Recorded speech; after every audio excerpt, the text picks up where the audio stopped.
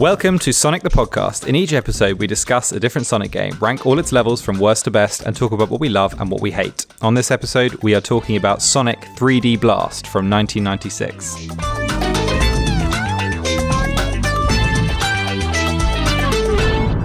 Do you prefer the Mega Drive version or the Sega Saturn version PC. or the PC version or the John Burton 2017 DX version? I don't know.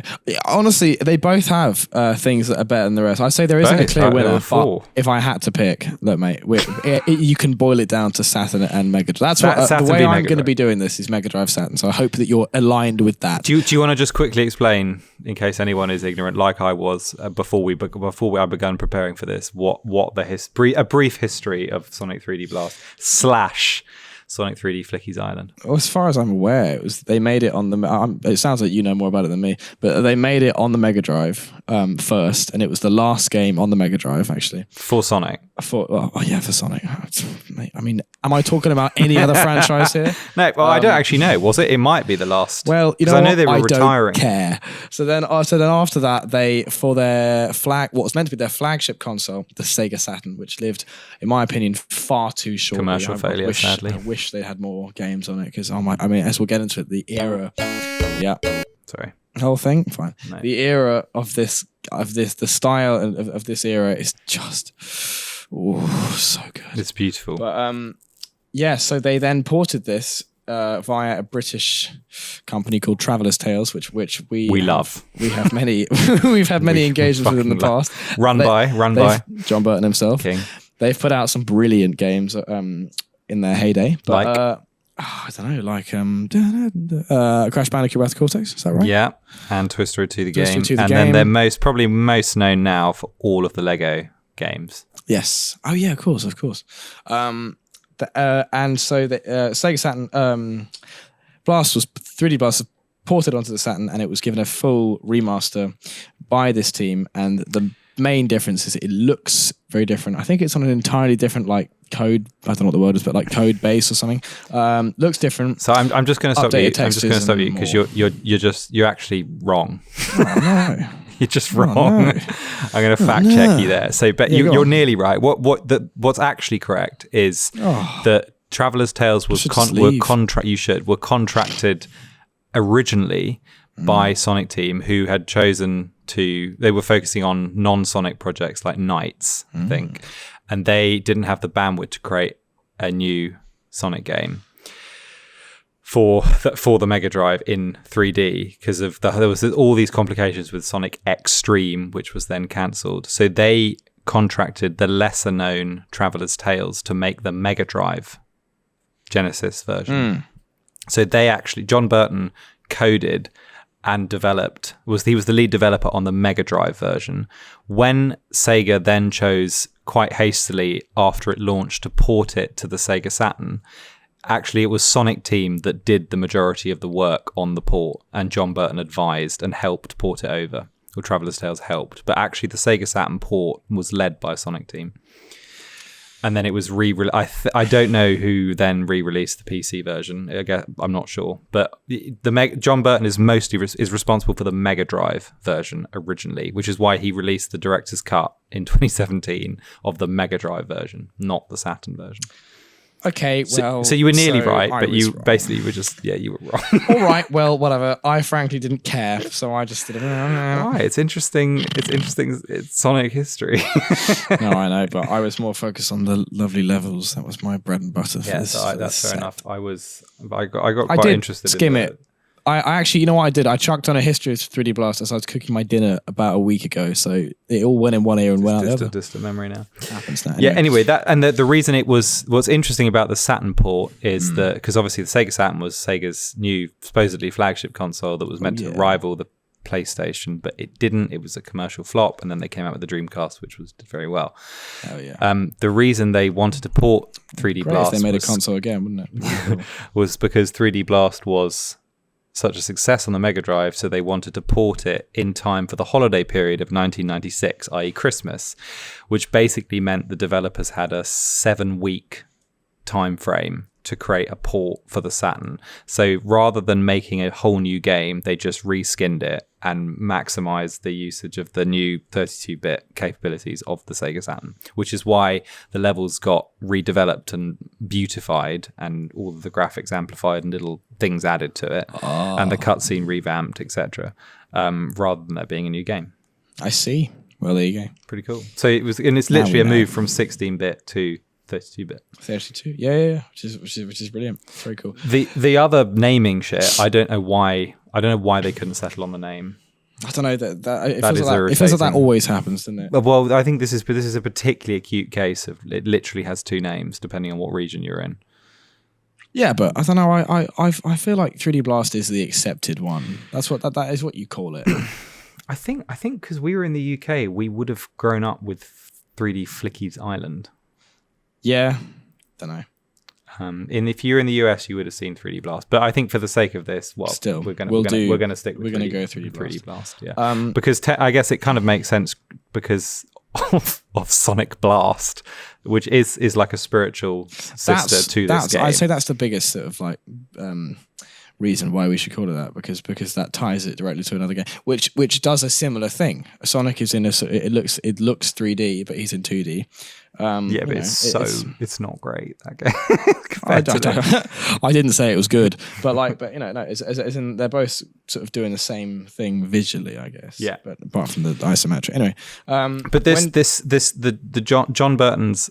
Apparently he has a whole YouTube channel where you can watch. He was very open about how the kind of pioneering process he went through to create this game and all the code he wrote for it, etc. Which I haven't looked much at, but apparently it pushed the Mega Drive to its like hardware limits. This game, and everyone was amazed by the fact that there was a pre-rendered cutscene at the start and all this shit, which is pretty cool. It is. It's great. So it's actually got quite a rich history, that seems sad that everyone shat on it for a while as like Sonic's awful transition into 3D. And I suspect it was marred by the Sonic Extreme failure, which I don't actually know that much about. I just know they were trying to develop this game and it never got off the ground, and everyone was really upset with Sonic becoming 3D. It was meant to be the Sega Saturn's flagship game. Yeah, and so that's why they went with this instead. They went with this instead. That makes sense. Well, Sonic R as well, but yeah. Sonic R was much later though. Yeah, well, no, 1 year later. Was it 97? Mm-hmm. Oh, okay. Oh, yes, sorry, you're right. And Jam. I don't know where Jam was. Jam was 96, I believe. So along with this. 97. No, 97. So this came first, then Jam and R, and that was it for the Sega Saturn. Yeah. It's such a pity. I think there's like a classic collection on it or something, but that's it.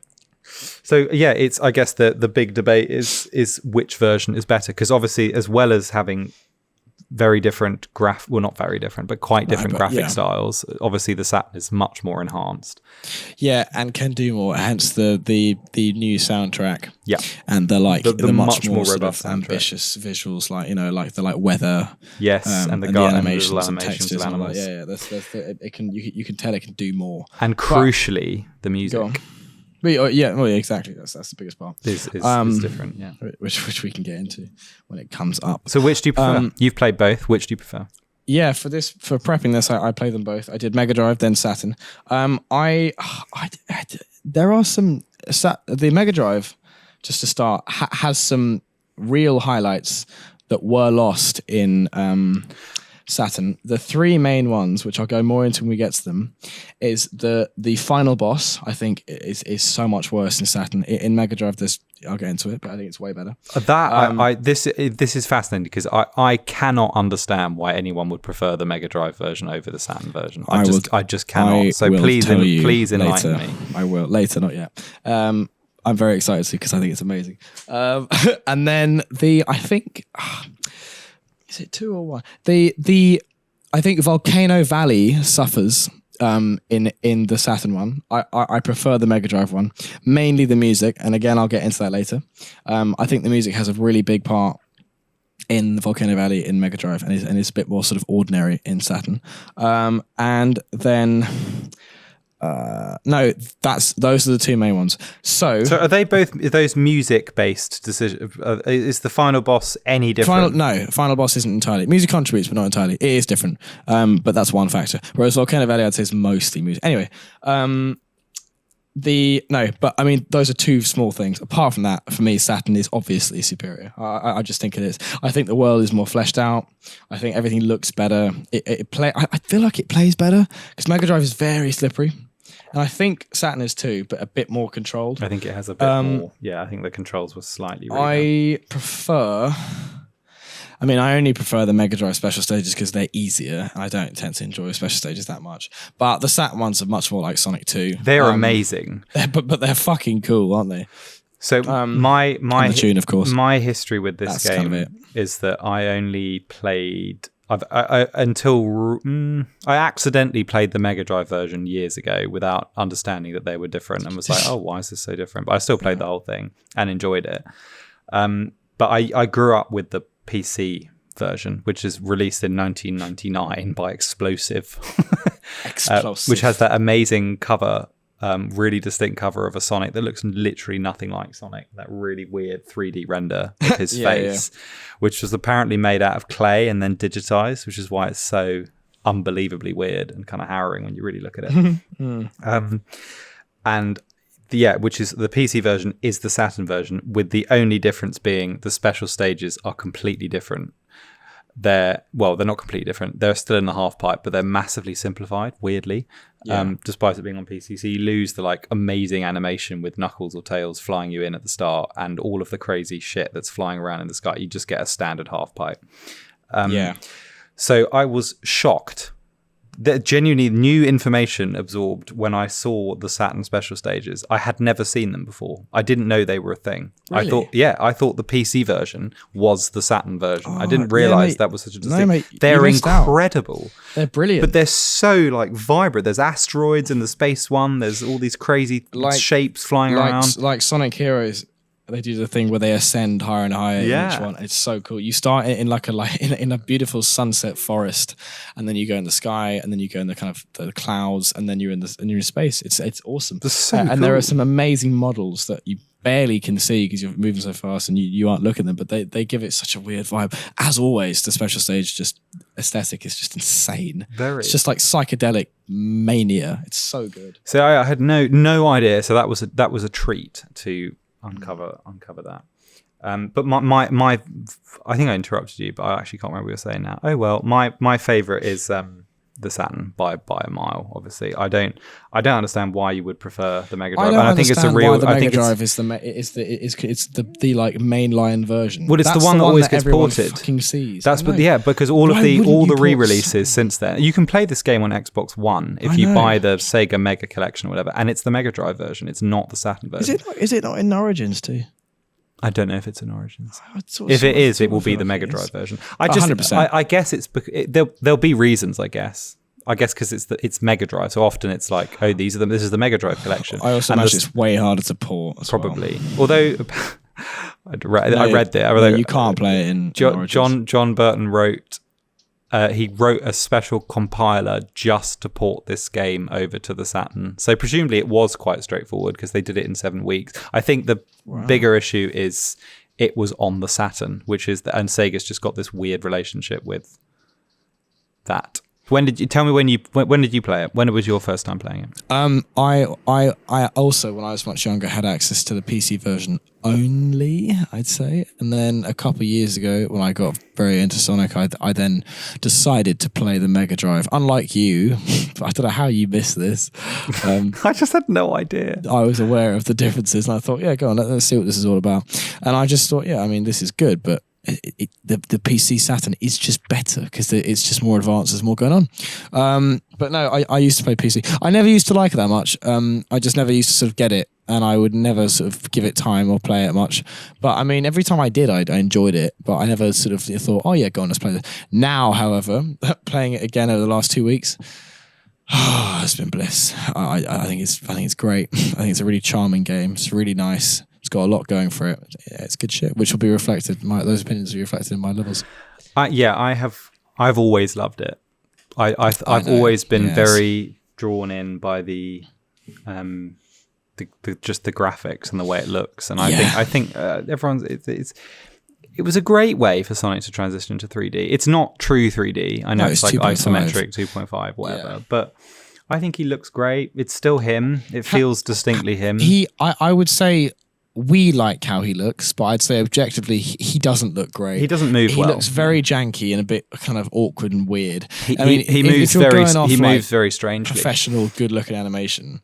The models weird. Actually, the animation's great. He's animated very well, as are a lot of the things in the game, like the enemies. That I love how they move. But I mean, I don't know. He's a little bit janky, but I quite like that. So I think he's just not very fast. And then this game obviously chose to focus on exploration rather than speed, which obviously a lot of other people. Well, do you like that? I love it. Same. I think it's great. I think it's great, and they've created really rich, engaging levels for the most part that are just really enjoyable and interesting to move through. So why not? You see it in my gameplay. I just spend a lot of time. This is why I take so long in the levels. I spend a lot of time just walking around, just seeing what's in the like corners you can't really see. Inventive I love it. Layouts as well, like the sort of upstairs. I like how it all connects to. Often when you hit go through one of the rings, the next area, you can go back, you can revisit or drop down, and you're back at the start. It's really cool. Yeah. My biggest problem with it is it is repetitive. You do the same thing in each level, and it is a massive relief when you get to Panic Puppet and it's something ever so slightly different. For the most part, all you're doing is you're destroying 5 animals, and then you're bringing the Flickies to the ring. And if that can get quite tiring. And limit the amount of it limits the entertainment value of the whole game, I think. I guess you're right. I did feel a relief when it was like, oh, phew, I can actually just get to the end. Yeah. Maybe a bit of variation was needed there, but I don't know. It stuck with it. I don't mind it. It's just... No, I like it. Definitely, but I can see why one would criticize it a lot. It's definitely something easily you could criticize of the game. Yeah. He does, like, the isometric thing is awkward, and sometimes especially when platforming is uphill or platforming is dreadful. It's really dreadful. Yeah. There are a couple of instances in specific levels which are actually a serious problem because, like in Rusty Ruin, Rusty Ruin, Panic Puppet. Fucking hell. It's a nightmare. So it's not good for platforming, and it's not good for precision movement either. No, because it just doesn't seem to make sense when you land. Sometimes you literally land and then just fall. Yeah, exactly. So it definitely, if the controls were much, much tighter, it would be much better. But it's limited by the console and blah blah blah. Once you look past that, for me at least, the beauty of the levels on the Saturn version, it doesn't have the same charm for me as on the Mega Drive, to be honest. I probably wouldn't rush to play it on the Mega Drive because a lot of the joy of it is, looking at the like worker moles and in Green Grove and all of the cool shit that's going on, and the worker moles and the kind of juicy early 3D textures that are really satisfying. They're so nice, so squishy. Exactly, that's all really really nice, and some of the level design as well. Yeah, I know it is, but it's not as vibrant, No, it's not. Well, it's just a different style. And somehow in the Mega Drive version, the like gameplay and the gameplay quirks, which make it quite frustrating, are more evident. I think because I'm less distracted by the graphics. I guess so. I don't know. I think that's just you, mate. It might be. I don't know. You seem much fonder of the Mega Drive version. I had a very similar enjoyment. It literally is just. It's a worse. I prefer the soundtrack of the Saturn version. Same, of course. But not a lot of people do. A lot of people prefer that because Jun Sonoi, mate, obviously. I know. And all the Japanese guys did the. And again, there are some that I can see why, but not many. I think some of the music in the Saturn version is outstanding, which we'll obviously get into. There are a couple of songs beautiful. In the Mega Drive one. The one that really struck me, which obviously we'll talk about, but the difference between the Panic Puppet Act 1, which is the last stage, in the Saturn version has this incredibly ominous, like interesting, mellow, sad, really weird, brilliant track. In the Mega Drive one, it's that iconic dun dun dun dun dun dun and plinky plonky kind of. It's what they play over the opening explain a cutscene. Yes. It's a completely different tone. Totally changes the vibe. It gives it a very different vibe. It does, yeah. Yeah, which was it just shows how in a game like this how important the music is in dictating the exactly the tone. Exactly. Yeah. Same with the final fight. Yeah, well, we can come on to that. I look forward to hearing your. I feel the same about that with that. Nice. So the format of what we're going to do is we're going to do a quick quiz, ask some key questions. Hell yeah. Oh, sorry. Before that, actually, you're going to tell us the story. Yeah, mate, story time. There's a big story. How could you forget? Well, sure. It's an interesting. It is a cool story. It's not massively dissimilar to. There are a couple of interesting quirks to it, I guess. Which is always the case with these old games, with the 2D ones. There's always some random shit. It follows a fairly familiar formula. Yeah. However, I don't know. I feel like it clashes with some modern lore. But anyway, we'll get to that. You can tell me. So, then we'll do the quiz. Then we're going to rank all our all 7 levels from worst to best. Just to do the same with the bosses, and then rank the whole game thing. Yeah. In relation to all the other games we've discussed, which would be good shit. Okay, so smack us with the story. Then. Story time. So, Sonic, Tails, and Knuckles visit Flicky Island, the apparent site of the 7 legendary Chaos Emeralds. Eggman comes to the island too with the intention of acquiring the emeralds and capturing the Flickies. After Eggman learns that the Flickies travel through subspace using dimension rings, he exploits this and makes a dimension ring generator. Once created, he begins capturing the Flickies and imprisoning them in his badniks. As always, Sonic learns of this and makes his way across the island, freeing all the Flickies. He then infiltrates the Panic Puppet, Eggman's base, and has a showdown. If Sonic acquired all 7 emeralds, he will face Eggman one more time in the final fight. Once beaten, Sonic celebrates with the Flickies. And that's that. So, simple stuff. Where I think it clashes with modern lore, and I could be wrong about this, I'm not, but I feel like they decided to make the Starfall Islands in Frontiers the Chaos Emeralds origin. I think maybe, or like that's where they came from. I'm not sure, or they were made by the ancients there. So if Flicky Island is the site of the 7 emeralds. Why is the Flickies are tied to it or something? Why is Flicky Island the site of the 7 emeralds? It says that like the Flickies are the key to like the problem is phrased that like most games are like that. Like, I know. I think but like to look at Sonic Spinball, there are 16 emeralds. I think you have to basically discount Chaos Emerald lore. For the early games up until basically Adventure, because it's so random, and they tried to retrospectively fix it with the cutscenes and Origins, but it doesn't work because every game up until basically Sonic 3 has a different amount of emeralds in it. Yeah. So I don't know. You have to sort of forgive it. But I mean, what is there is that there's an ancient vibe, and they are connected, which is cool. which carries through the whole game, which is brilliant. Yes, it does. I'll point it out. So I have a question on what the fuck is the Flicky dimension then? Yeah, so I basically what I've gathered, it's so vague. What I've gathered is that there exists a sub-dimension which is called the Flicky dimension. Which you never see. Which you never see. No. And I don't think the Flickies spend any time in it. I think it's a method of traversal. Yeah. But I think you do see it in a comic. But I'm not sure if you see it. Anyway, okay. So I guess that's where they go when you deposit them in the ring at the end of each section of the level. What Eggman's made, which is the dimension ring generator, I don't really know. I mean, I guess that must be like... Are those the things... It must be the gates you have to... It must be those you have to unlock. And he's like segmented the world into those gates. Yeah, I think so. It's really hard to tell. It is unclear. I don't really know. I guess you get that information in the... Do you get that information maybe in the manual? But also I had a peek. The Mega Drive version has an extended exploration cutscene. Flickies are mysterious birds. They can live in another dimension and can travel anywhere through large rings. That's all you get. That doesn't tell you about Eggman's. And then Eggman learns about them and says, "I will change the Flickies into robots and have them conquer. Then I can conquer the world." I guess he makes his own rings, and you have to then. And that's what those are. I think you only actually see 2 like normal Flicky rings in the cutscenes when you come out of them at the end and shit. But I don't know. I reckon all of these ones he's made. I think, and they're just like challenge gates. I think the rings are a means of teleportation, which you get across using the subdimension, but you could also, in theory, stay in the subdimension, which I guess the Flickies can do, but you never see them. Yeah, that's just where you put them. Yeah.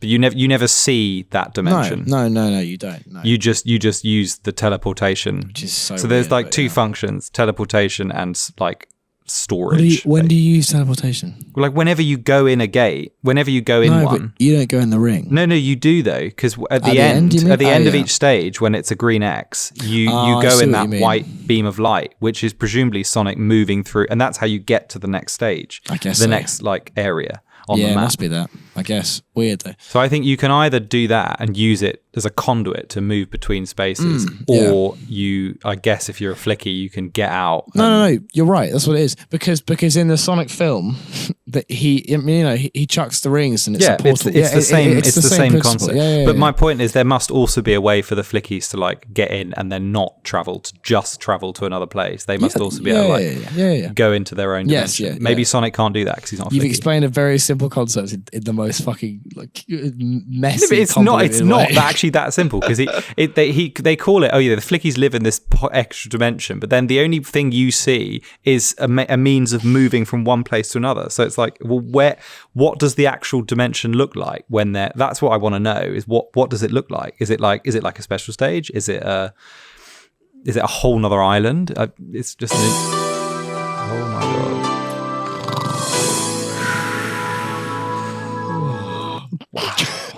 Burro. Unbelievable. Don't you agree that's like something that's vaguely interesting to think about? Yes, but I think we spent so long on it.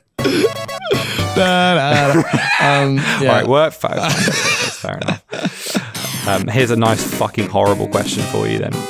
I can't wait. Ready? Go. I'll be shocked if you get this, because I had spent ages looking this up. Wow. So in this game, you collect all 7 Chaos Emeralds, but you don't turn into Supersonic. Yeah? Yeah. That is an extremely rare occurrence. And actually, one of the things this is the second time that's happened. No, so I saw that, and then I couldn't find what game it's referring to earlier. I couldn't find it.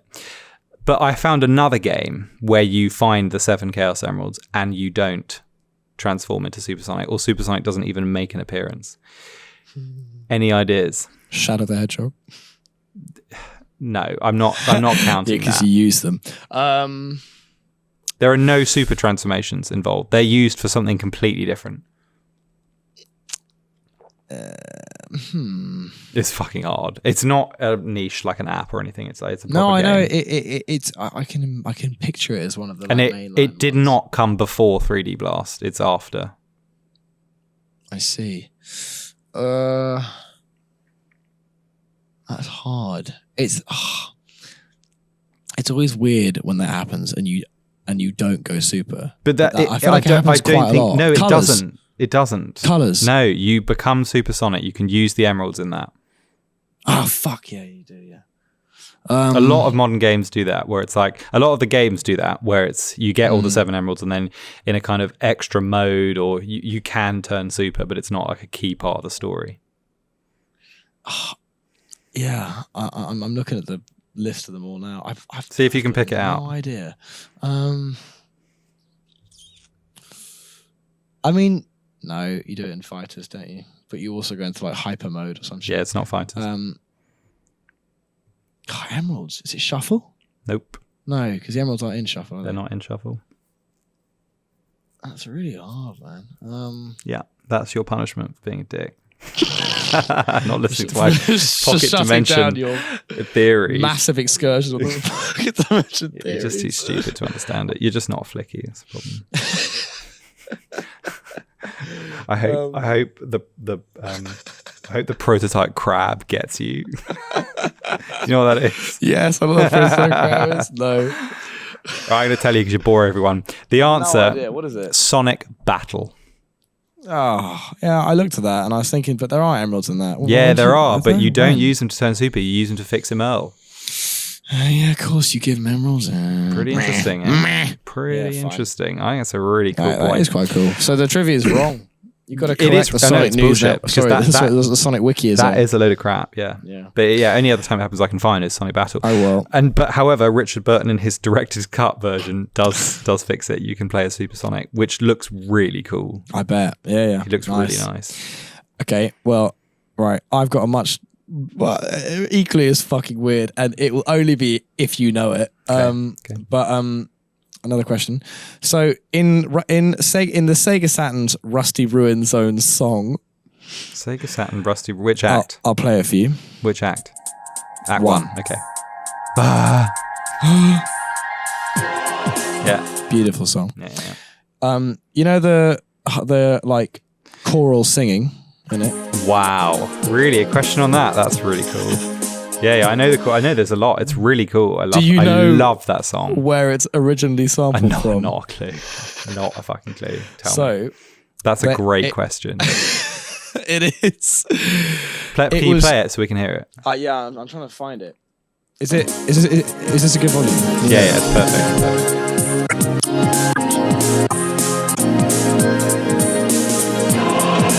Not that. It's like a humming. I know the bit. This.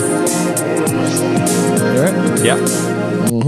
Yeah. All that. That is from. It is from. So it's not from any game. It is just a recording that is out there, and it was sung by the monks of l'Abbaye Saint-Pierre de Solesmes. That's amazing. And those boys, I believe they are in France. It is a cathedral in France called Abbaye Saint-Pierre de Solesmes. I don't know how to say it. But it's a gorgeous cathedral in, I believe, the south of France. Southeast. It's amazing. I think we should go and visit it. I think we should and ask them to perform it. Yeah, Rusty Ruin Act 1, please. That was where they, so you can find, if you go onto the wiki page for Rusty Ruin on the wiki, you can find a link that links you to the original recording. And it's just them singing. It's really cool. Amazing. It's great. So cool. I love that song. It's fucking incredible. It's one of the most gorgeous songs ever. I think it's beautiful. It way exceeds what it should be for that level. It goes above and beyond, I think. Isn't it? It pairs so well with the mystery. It adds so much to the intrigue, the ancient intrigue. That's so cool. Isn't that great? All right. Well, my next question is pretty shit compared to that. It's fine. The rest of mine aren't amazing. So on the map, which I believe is only in the Saturn version. Yeah. Right? Yeah. Which you see the whole beautiful island. How many mountains are there? That's also a great question. I like that. 3. Aren't there 3 peaks? Or am I wrong? I don't know. The way I picture it, there's 3. Let me just. Obviously, I'm talking about there's snowy mountains and then there's a volcano. Yeah. Yeah. But there's 2 big peaks and there's. Well, don't just look. That's just which one? How many? What's your answer? Well, I mean, I said 3 at first. 3. Okay, 3. Yeah. Just 3 snowy peaks. No. The mountains, so not including the volcano. Yeah. So, how many snowy mountains are there? Well, then 2 is what I said. Okay. No, there are 4 and 1 volcano, so there are 5 mountains. In the peak. I see. Very nice. Yes, I've just got it up now. Yeah, I see. Awesome. 2. Well, I mean, nice. I mean, 2 little ones, and then very cool. It's a good map there. I love beautiful these old. They always have that in the old ones. I also love the level Sonic 1 maps. 8-bit one. That's great. Yes. Aren't they great? If you pause on the Saturn version, when you pause, I know they're brilliant. The level map. They're not that helpful, but they're really cool. You know, it was lovely to see Flicky Island appear in Sonic Origins. Yeah, that rich, was great. That was beautiful really cool. 3D. It looks so good. Okay, decent. My question too is also about Rusty Ruin. Also in Rusty Ruin, do you know? Not to be confused with a rusty trombone. What's that? I'm not going to define it. What is what's a rusty trombone? So curious now. It's a song. Oh. Wow. Yeah, where did you learn that? NSFW. Blimey. Yeah. All right, whatever. Next question. Lovely stuff. How do you find? What was I asking? Yes. Okay. What is it? You distracts me. What is engraved on the stones below the lovely green spherical bumpers? Rusty trumpet. Wait, what? What is engraved? As if that'll be confused. Thanks for clarifying it for everyone. I don't understand your question. So, in Rusty Room, the bumpers that go ding, ding, the green, the gorgeous green balls. Blue balls. Not to be confused with blue balls. Underneath these green spheres are 3 engravings. Do you know what they are? It's just a nice design. It's not like it's anything funky. It's just a cool thing to notice. I think it might only be in the Saturn version. So if I underneath the 3, the what balls? Oh mate, fine. The glowing balls that the ones that are raised slightly. Oh yeah. I underneath them. Yeah. I don't know what. I don't understand what you're talking about. They're on the checkered floors. You get those green, raised platforms with green orbs on them. Yeah. Mate, don't yawn. No, I'm laughing. So stupid. Came out of nowhere. I don't know what. I don't know. I don't actually know what the fuck you're talking about. I don't think they're there. I can't with this fucking guy. I'm looking at them now. They're not there. There's nothing engraved on them. Only some of them have it. The ones that, anyway. Okay. Well, whatever. In the Saturn version, underneath the green ones, it's a nice engraving of Sonic's face, Knuckles' face, and a Flicky face. That's all. Where the fuck is this? It might only be on one of them, but it is there somewhere. It's in Act 1. It's next to the rotating iron ball. The 2 of them. It's next to them. Don't. Next to the rotating iron ball. Yeah. Yeah, I think you've literally made that up. I haven't, mate. Check my gameplay. Anyway, whatever. Okay, let's just keep this moving because you have single-handedly derailed me. You're the right. Do your question. How nice do are your those question statues? Oh, they're so good. We can get onto those. Okay. Do your question 2. Question 3. You mean you fucked my question 2? You didn't get the right amount of mountains. Yeah. It was right. So boring, there's one badnik that appears in more than one level. What is it? Oh, what? Just one. How do you not know this, having played the fucking game 2 times over in the last week? One badnik that appears. Only one, and it appears in 2 levels. All the rest are confined to 1 level, but this one badnik appears in 2. Oh, and he's so quite memorable. He's a pain to hit as well. What the fuck? I've no idea. Is it the mouse? No. Really? I'll tell you the 2 levels and see if you can get it. Oh no! Is it the fish? Which fish? The pufferfish guy. Yeah, it's the pufferfish. Him. What are the levels? He's in Gene Gadget and Panic Puppet. Yes. No, sorry. No, not Panic Puppet. Spring Stadium and Gene Gadget. Yes. Yeah, of course. How interesting is that? Yeah, that is cool. Bizarre. Only guy that appears. I wouldn't say he's that memorable, but all right. He's quite memorable because he's hard to hit. He's a nice guy. No, I had no trouble with him. But you're being a real fucking contrarian today. Just wait till you see my ranking. Unbelievable. That's made me think of quite an interesting fact. Do you want to hear it? Oh yeah, go on. So this, our boy John Burton. I fucking hate the bunny. He did something. I hate the bunny. He did something really pioneering that actually, ironically, as always, given legend. The state of this game, he set the standard for basically all of these actions in 3D Sonic games going forward. Firstly, the homing attack. There is a homing attack. The golden shield gives you the ability to homing attack enemies. Does it? Yeah, and you double. I didn't know that. And in order to do that, you double jump. So you jump and then homing attack, and you do. That's great. I tested that. It's definitely true. That's right. So this is the first game I think that has a 3D homing attack. Wow. And that's how it functions in Adventure as well. You jump and then you jump again. I never knew that. How cool is that? I think I picked it up once. Yeah, they're quite really rare. Yeah, but it's really helpful because obviously otherwise you have to roll at enemies. Yeah. The other one is that he, for the first time, the spin dash has a dedicated button, which is what will happen in Adventure as well, which you hold down to charge. I see. Yeah. Unlike other games where you point down. Both massive parts of Sonic's moveset. Yeah. Established by our guy. Nice. He's just so good. How impressive is that? That's so pioneering. The home attack is insane. I had no idea about that. Yeah. That's brilliant. As always, they never explain what any of the fucking buttons or thingies do. They never explain. No tutorial. But yes, that's great. That's very cool. Crazy. Interesting. Okay. Well, hit me with your. I've got one more question. Tell me, do you know how Flicky Island was originally created? And in Sonic World, this is nuts. This is absolutely nuts. Isn't it mad? It was. Oh well. I can word it for you exactly if you like. But no, go on, give me your answer first. Well, is it something to do with Atlantis? Yeah. It came up from Atlantis, didn't it? Or it was part of it? Or? According to the wiki, I don't know. Make of this what you will, because it sort of implies that the whole thing is Atlantis. But I don't know. It says Flicky Island was created when the remains of the fabled continent of Atlantis rose up from the depths of the sea, the rusty ruin zone being a testament to its origin. But so what, is the whole island that, or just the rusty ruin bit? It must just be rusty ruin, and then over it, I guess, grew or formed the island. I don't know. However, I don't know. There's a real, as you said, the ancient vibe here is consistent throughout all the zones, which is really cool. Sorry, where is it in Spring Stadium? No, apart from Spring Stadium, but all of the nature ones, like Diamond Dust, Green Grove, Rusty Ruin, it's in those, and Volcano Valley. Yeah. There are some proper sort of.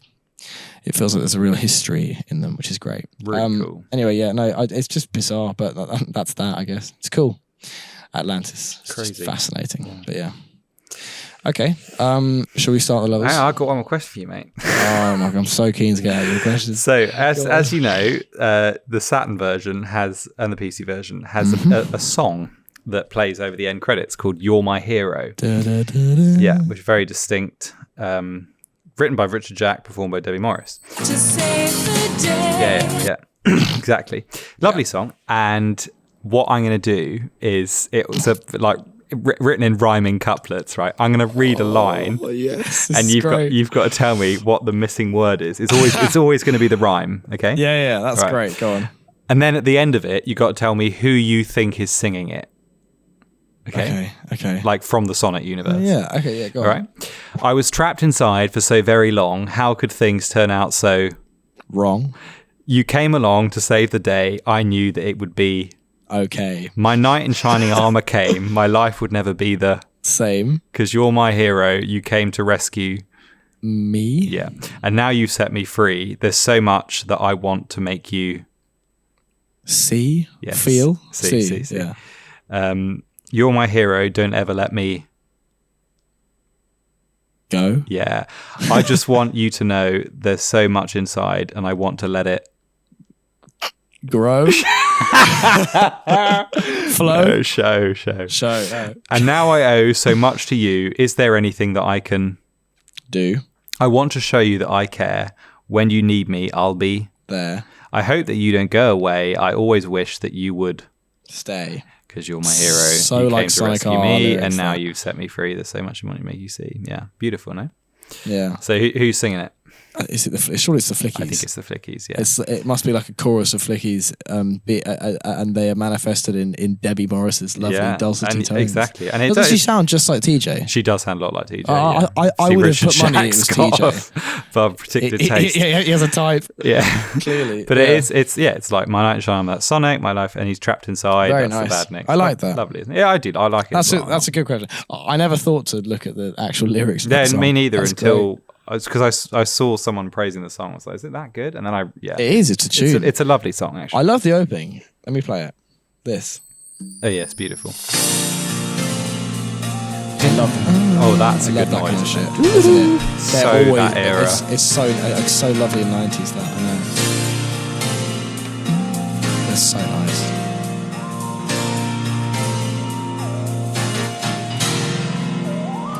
Great heavy piano there. I was trapped inside. That's genius. I was trapped because the whole thing is about freeing them from being trapped. I know. Yeah, very nice. See, didn't you regret? I didn't notice that. Good shit. Are you pleased we did that rather than skipping past it as you want us to? Thank God for that. Phew. Needed those. Anyway, now should we start levels?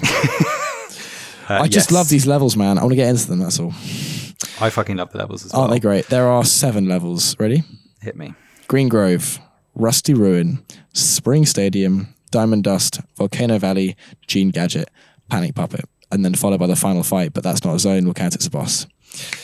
Pretty cool, mate. Nice. Pretty cool. And then we'll treat the as you said, we'll treat the bosses separately. Yes. There's a boss, so the format is 2 acts and a boss, and then one more final boss. Do you want to just know another like crazy fact? Bro's got so many facts. Yeah, I do. Go on. This is bizarre though. It's another John Burton special, right? So the Mega Drive version, one of the annoyances with it is that you can't save. It doesn't have a save state. Like in game, you can't save, but which means you can't level select. You have to like play the whole game through. Yeah. Yeah. So there is a way to get to a level select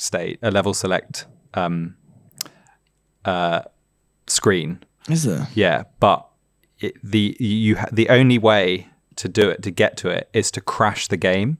And how you do that with a Mega Drive is you basically like smack the cartridge so that it dislodges but doesn't come out. So it like disrupts the connection.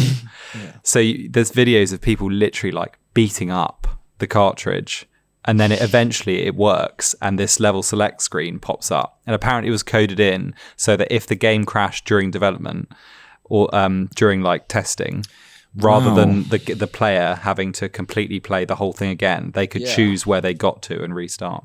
It's like a weird, clever little trick. How cool is that? Wow, that's bizarre. Yeah, it's crazy. Like look up like level select Sonic 3D Blast Mega Drive, and there's literally videos of people just smacking the cartridge. There's a thumbnail. Guy with a hammer. Just says slap and a hand. It's so over funny. The cartridge. That's bizarre. I know. Is it weird? What the fuck? Yeah. Who knew? Yeah. That's bizarre. It's like when you just like aggressively smack the top of the Xbox 360 to get the fucking disc to read. Yeah, it's really weird. Nice. Really weird. Fascinating. Yeah, I know. Hidden content. Yeah, I see. Interesting. Cool. Unused music. There is. Oh, what's this? Whatever. Okay, cool. There is one unused track that was picked up by Jun and you reused somewhere else. Do you know where? I do know where. It was the I'll play it for you now. No, Twinkle Park. No, that is used. It's not used. Yeah, it is. It's in this game. It's not. Trust me. It's Panic Puppet Act 1, mate. No. Pleasure Castle. Dun dun da da. I'll play it. Shh. I'll play it. Oh, this is unused. Yes. It's cool. That's really cool. Wow, what a tune. I know. It's such a banger. It's such a good song. Shame they couldn't use it. This would have worked really well in Spring Stadium. I know. What about, there's also this one. Ready? This is when I'm going to play the reused one. Go. Oh. What? Dun. Sonic 4 boss music. Hell yeah. Yeah, apparently John wrote it for it's a good song. John Burton hated it, so just discarded it. How weird! Crazy, it's actually pretty good. I think it's got a great start to it. It's very evil. Yeah, so that was the Green Alley Zone demo. Oh, yeah. There's a lot of quite fun musical trivia, which no doubt we'll get to, about like reuses and shit, which is cool. Can I just say, while we're on that, I really like the drum and bass Invincibility track on the Saturn version. Did you spot that? It's the tightest. What like, this was that? Yeah, this is great.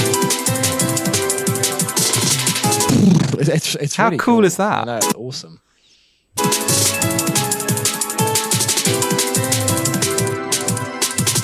It's really like jumpy. I really like it.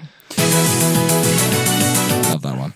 So good. Oh, you know, there's you mentioned the comics. You know, there's an IDW Tales special anniversary which combines this game and Tales Adventure.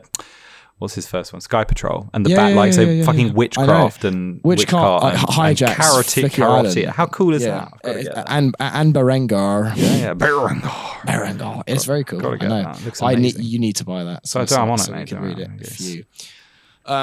Yeah, good shit. Okay, let's get into it. Let's go. Come on now. Let's begin.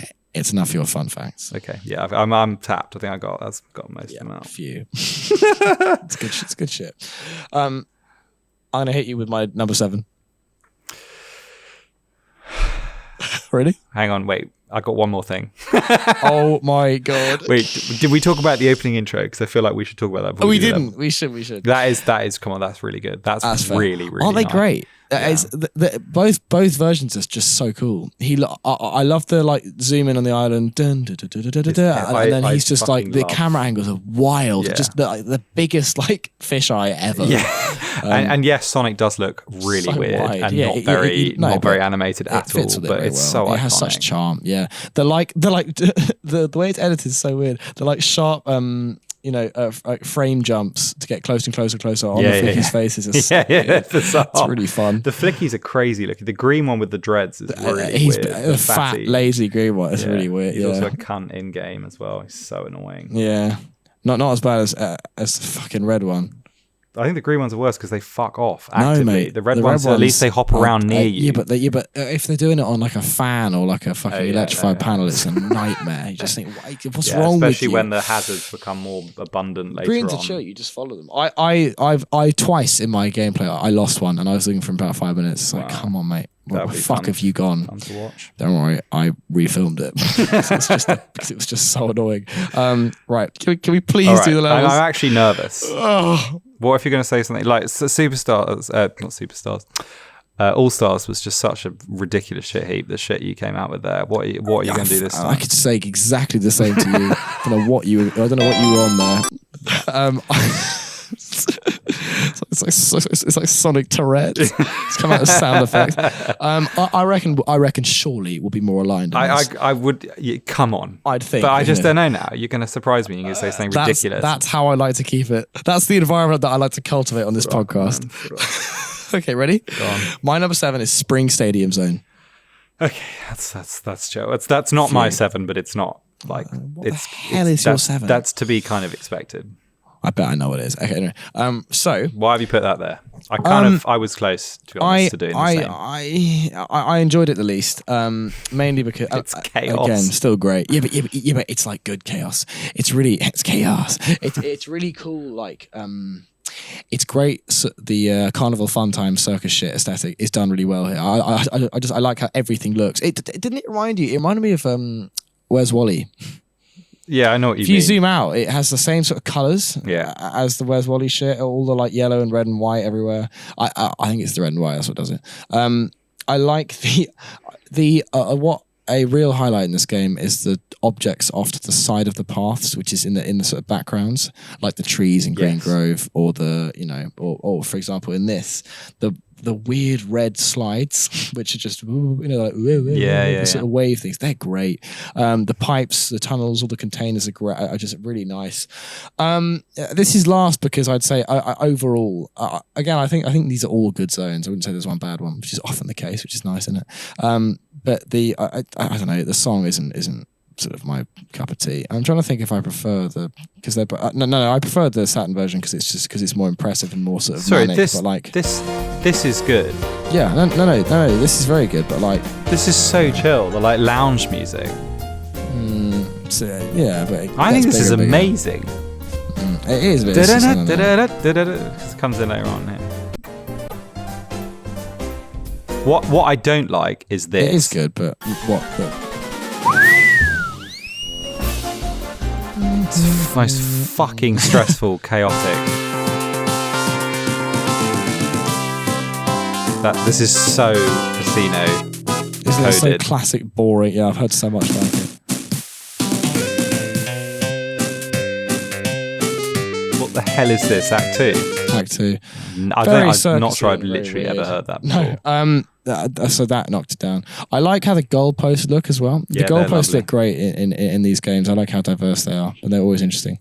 The big pipes are great. I like all the structures. I like the red slides, as I said. It's got a lot of like soft play looking elements. You just want to really touch. Squishy. You want to touch, grab everything in here and like lie on the big yellow panels. The yellow box panels look so soft. I'd like to eat this entire stage. Yeah. It looks just so squishy and edible.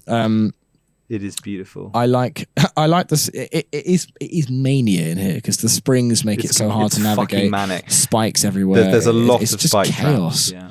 I like the name Spring Stadium. That's really cool. It feels like stadium because it's quite I don't know. It's quite flat.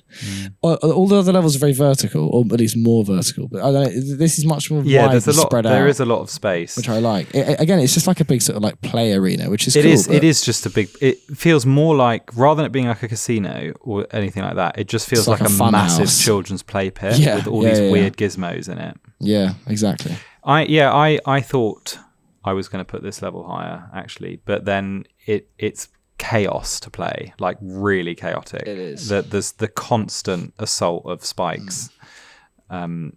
Makes it quite exhausting, and the pinball aspect as well, so you get pinged around and then you get pinged and hurled into spikes that pop up, and then you've lost your flickies and you've got to collect them all again. I like the balloons. The balloons are good. They're nice, and they're satisfying when you can nail a ring across them. They're good. That's kind of it really, but I just I like the slide. It's not a flat ground. It's a sort of like a slide ground, so you can roll back and forth. What it tries to do, it does very well. Yeah, but I don't know. It's just got to be my least favorite. The reason I didn't put it last is just because I do really like the color palette. I love the vibrancy of it. It's great. It's so distinctive, and I've always been fond of it because of how fun it looks. I would so love to be in this environment. Crazy. I'd go insane. I'd touch everything. It's like a sensory heaven. Yeah, it is. Apart from the spikes, which would be that'd be a bit nasty. But just all those big pads. It was a lot of fun. Everything looks so soft. Apart from the spiders walking, the mechanical spiders. No. Yeah, fair. So I struggle I think between. You like it more than me. I think I do. I have always had a soft spot for it. I've always been a bit sort of on it. Yeah. I think you can. Oh, hang on, wait. Sorry. Are you about to move on? I was about to move on. Don't. Yeah. Okay. So let me just. I've got a couple of other things. What I like about the I've done what I like in the two different versions. I didn't mention the Saturn. Saturn adds some nice things. It adds more. It adds some rotating red like wind propellers. Yeah, the thing that like little cups that they're great. More panels. I like all that. And then I love the Eggman balloons. I think they're great. Yes, they're actually Robotnik balloons. Inflatable. They say Robotnik underneath. Do they? Yeah. There's a neon sign thing. That says, interestingly is one of the first times of this, Robotnik being used as a word in the Japanese game. Yeah, which is very cool. They're great. It's just a giant balloon. Those make it feel more like his era, because this could easily not be his thing. It's just I agree. It's not very branded. No, for Eggman. Exactly. For Eggman's normal style, there's not enough Eggman branding. It's a bit of a mystery as to what, like, is it Eggman's? Like what? I mean, it doesn't seem like a base. It doesn't seem to do anything, but there's a lot of pipe. It might just be his funhouse for his kids. For his kids. It's hard to believe it was part of Atlantis. I think it probably is Eggman's like fun. It definitely is.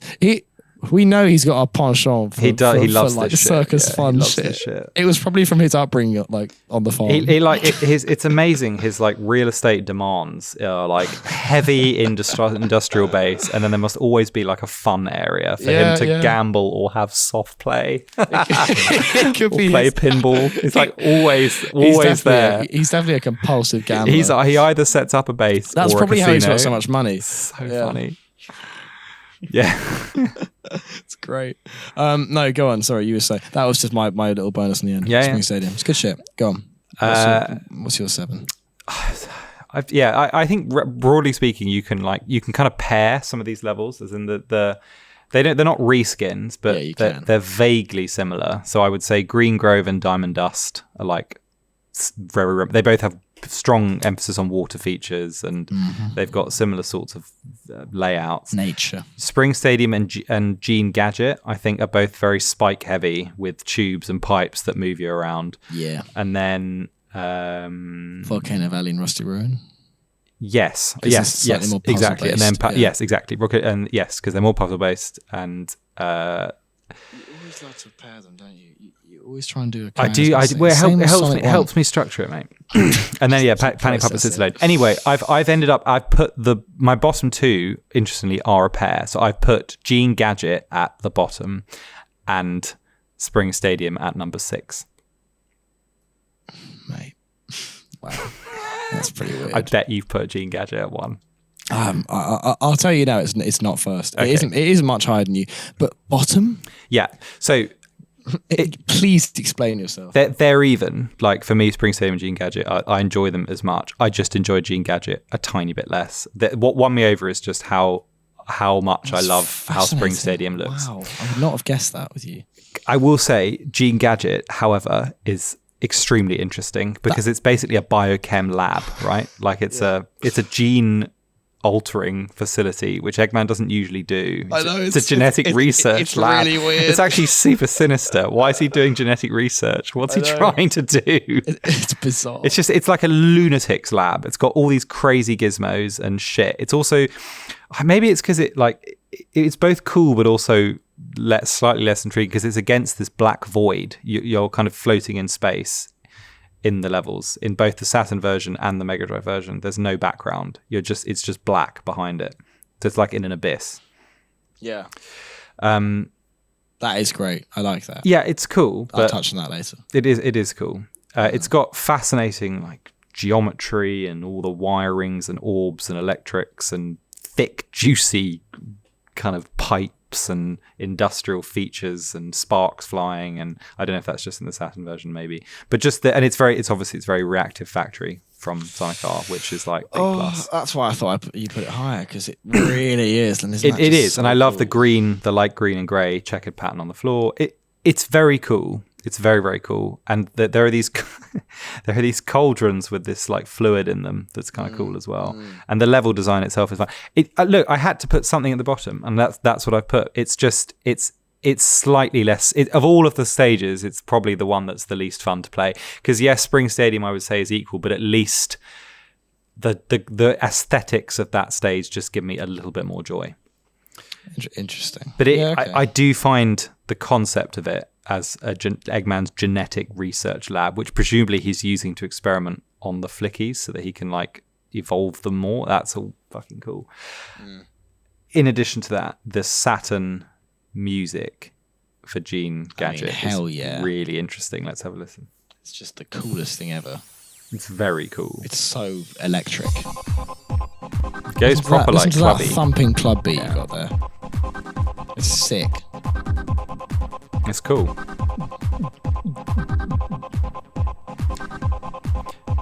And it brings in that piano later on here.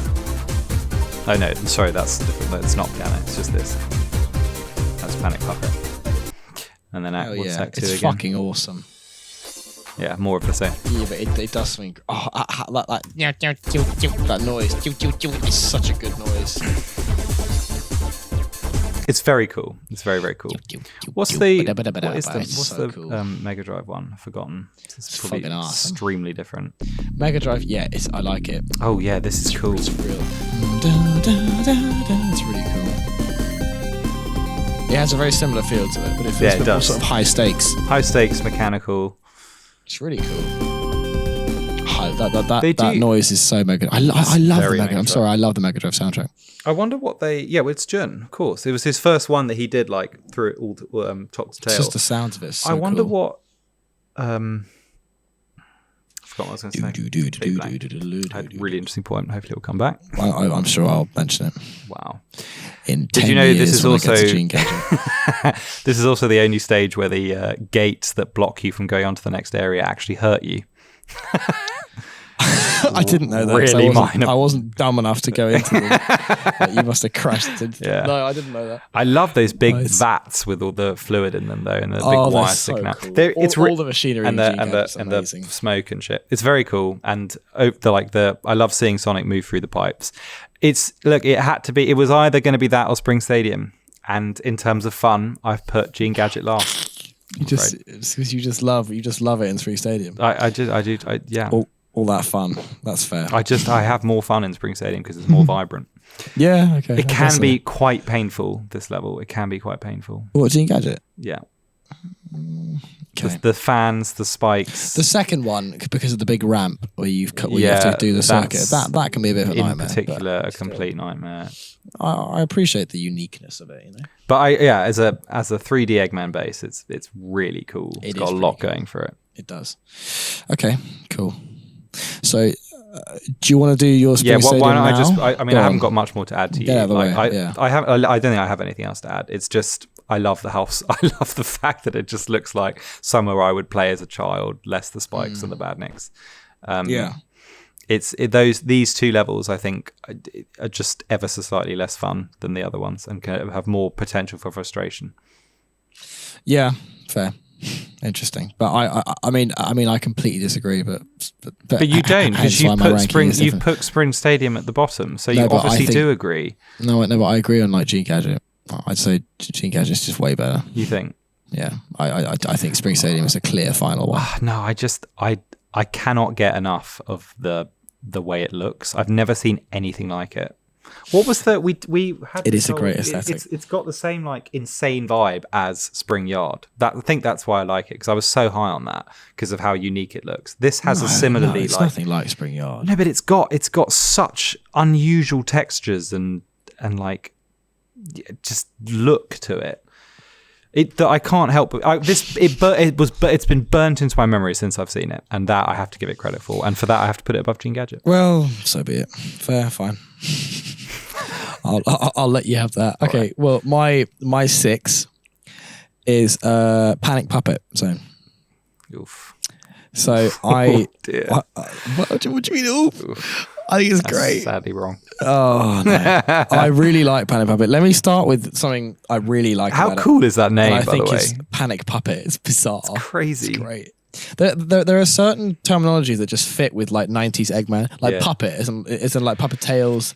It's weirdly like resonant in a way, because he's using the Flickies as puppets for his badniks.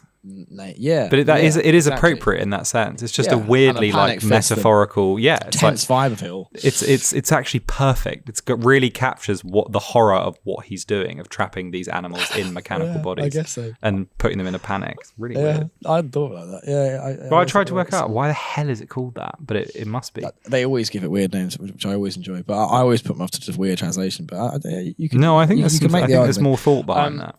I think the names portray a greater degree of thought, like his gene altering complex. Gene Gadget's so cool. Any gadget is great. Space Gadget. What's the one again? Don't know. I can't think of any. There is Crazy Gadget, Space Gadget, and Gene Gadget. Yeah. Okay. Anyway, and Chrome Gadget from Sonic 3 multiplayer. Knew it. Nice. Knew this one more. Very cool. Gadget. What the fuck? Okay. Anyway, so what I love about Panic Puppet, if you look at it, get out the Mega Drive specifically map. The color. Oh yeah. The color of this place. The Mega Drive map is crazy because you just have that fucking giant statue. Eggman. It's which is probably the most 3D we've ever seen him. Like and up big. To that point, he looks beautiful. He's massive. He's got a like almost finished cigarette in his mouth. It's so really weird. funny. It's such a weird choice. The color of this place is so cool and clever, because does it not remind you of like old decaying piece of plastic? They turn this sort of grey plastic. It turns sort of greenish.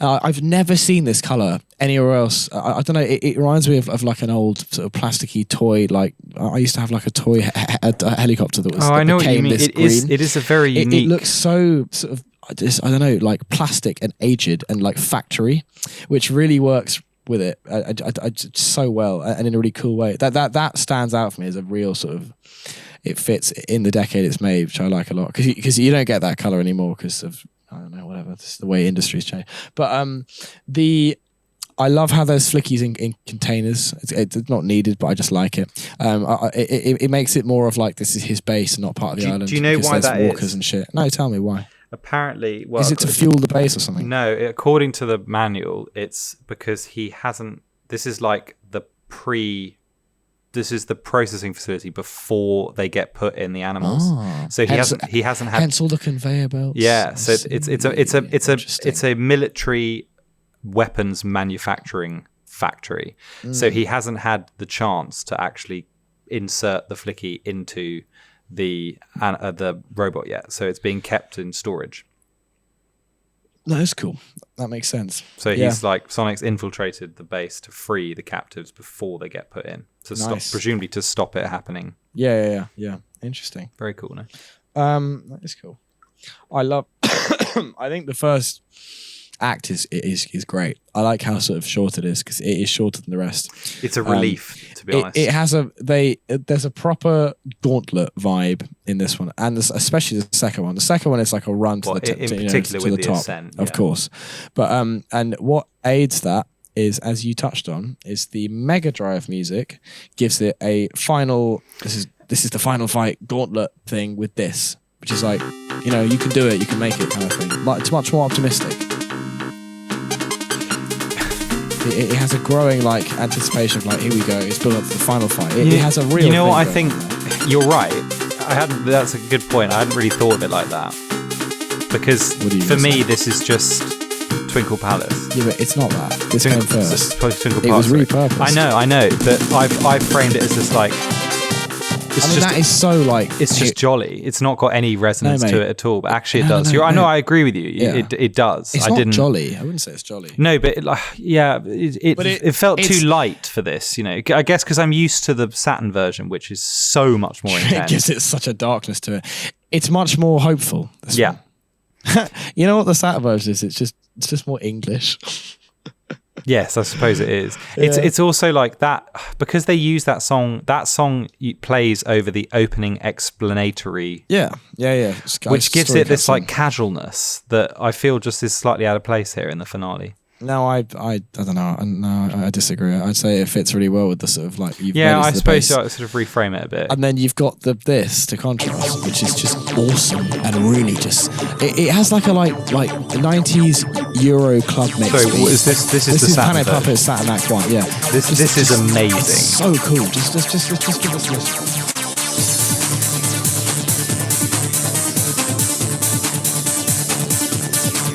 I love this bit.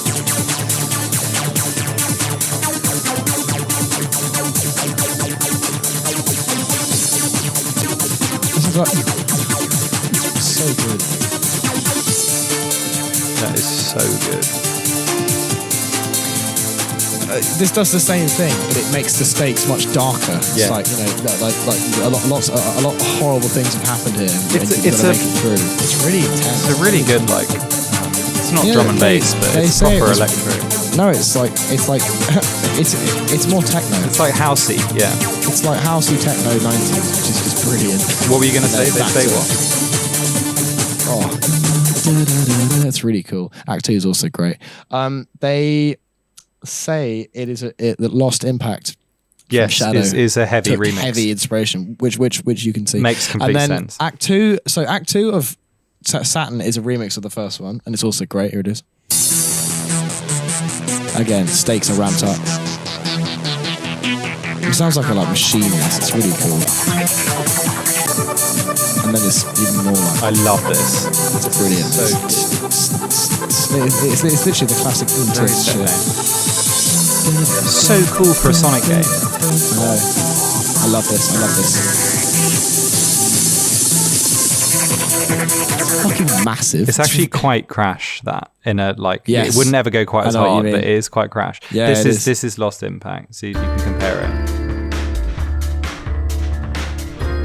It's the It's doing the same thing. Yeah. Da, da, da. Yeah, it's the same notes. It makes sense. It makes total sense. That Mega like Drive's, tragic undertone. Exactly. Mega Drive's Panic Puppet is much more sort of in line with the first one. It's more of just a like final push. This stressful as well, tense. This is good. Yeah, very good.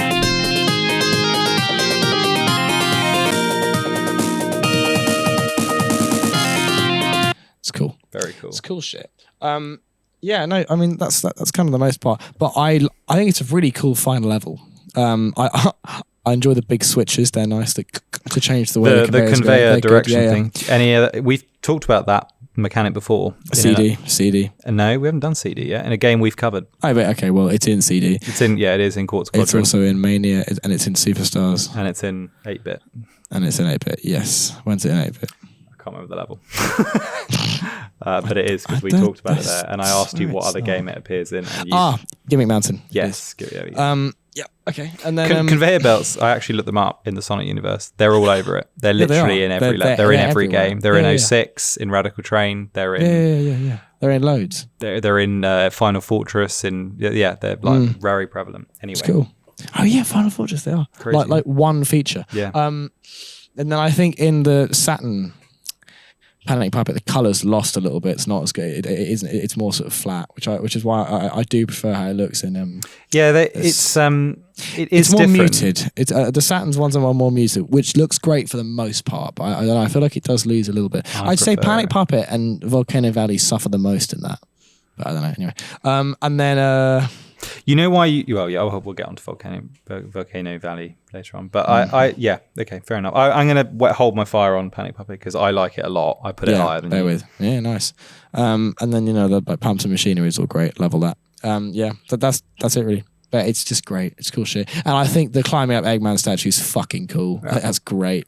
I like it how you slowly figure out what you're actually around and you see. Yes, you see his big belly. That's brilliant. It looks really straight cool. into his brain. It's fucking cool. Yeah. No, there you go. That's that. That's my 6. What's your 5? Diamond Dust. Nice. Wow, mate. Nice and different. This is how I like it. A great name as well, isn't it? Beautiful. Such a cool name. Beautiful name. So I think the best thing I can say about this level is I think it expertly integrates the environment into the level design. Oh yeah, it does. Really, really well. It makes proper use of the fact that you're in an icy. More than I can think of any Sonic game that's preceded it, where you get frozen into an ice cube, you've got to traverse the icy river, the Flickies are all frozen, you can smash that some of the springs are covered in an ice blob a snow blob that you can break. It's slippery, the music is perfectly apposite for Winter Wonderland, isn't it? It's just sparkly and magical. Kind of let me just listen to what's the Mega Drive version? Fucking this brilliant. Classic, this one, which is remixed in Dash, obviously. And Chronicles. It's in a lot of things. It's Blue Ridge Zone. It's fucking brilliant. That's a classic one, and then Act 2 just remixes it a little bit, doesn't it? Yeah, it is good. I kind of hate the Saturn song.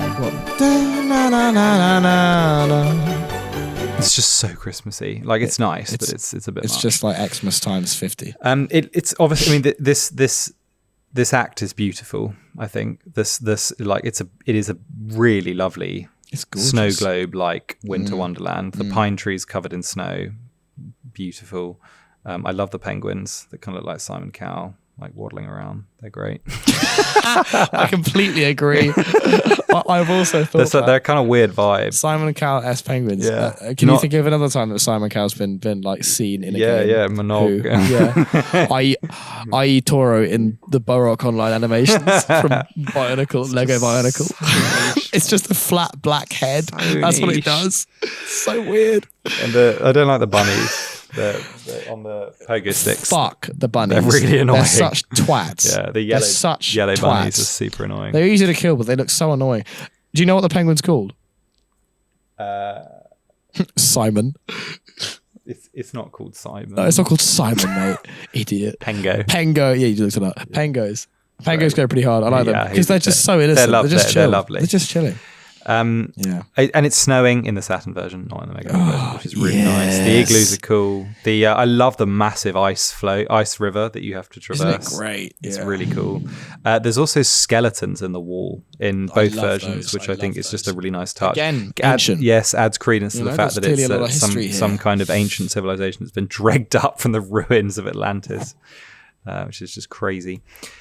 There's nothing actually that stand out. I like the general design of the level and how the map interacts with each of the sort of layers of the levels. Yeah. And it's a treat. It's a joy. It's just a very nice level. It's not higher because there's nothing I can be like, that bit is amazing.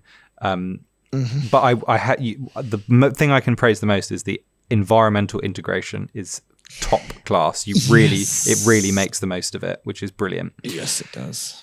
Indeed, it's a snowy wonderland.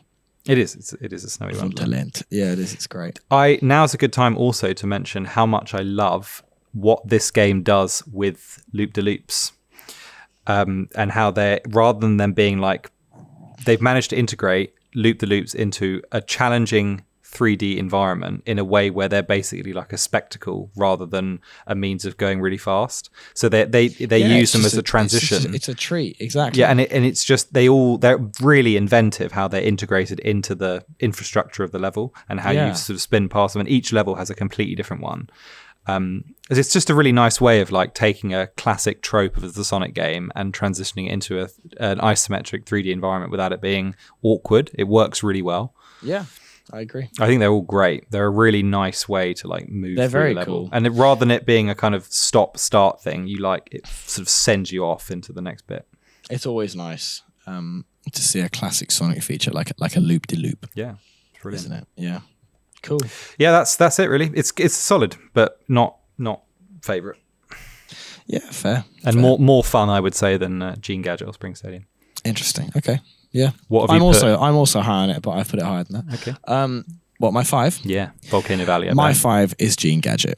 Okay, you put your... So not much higher. Bashing. Yeah, but like to put it last is a big like statement. You know? I know, but I didn't know what else to put. Honestly, it felt wrong. Here's an idea. Spring Stadium. I like it too much. I'm too fond of it. I agree. That is one thing with this game that potentially it might not be as much for you.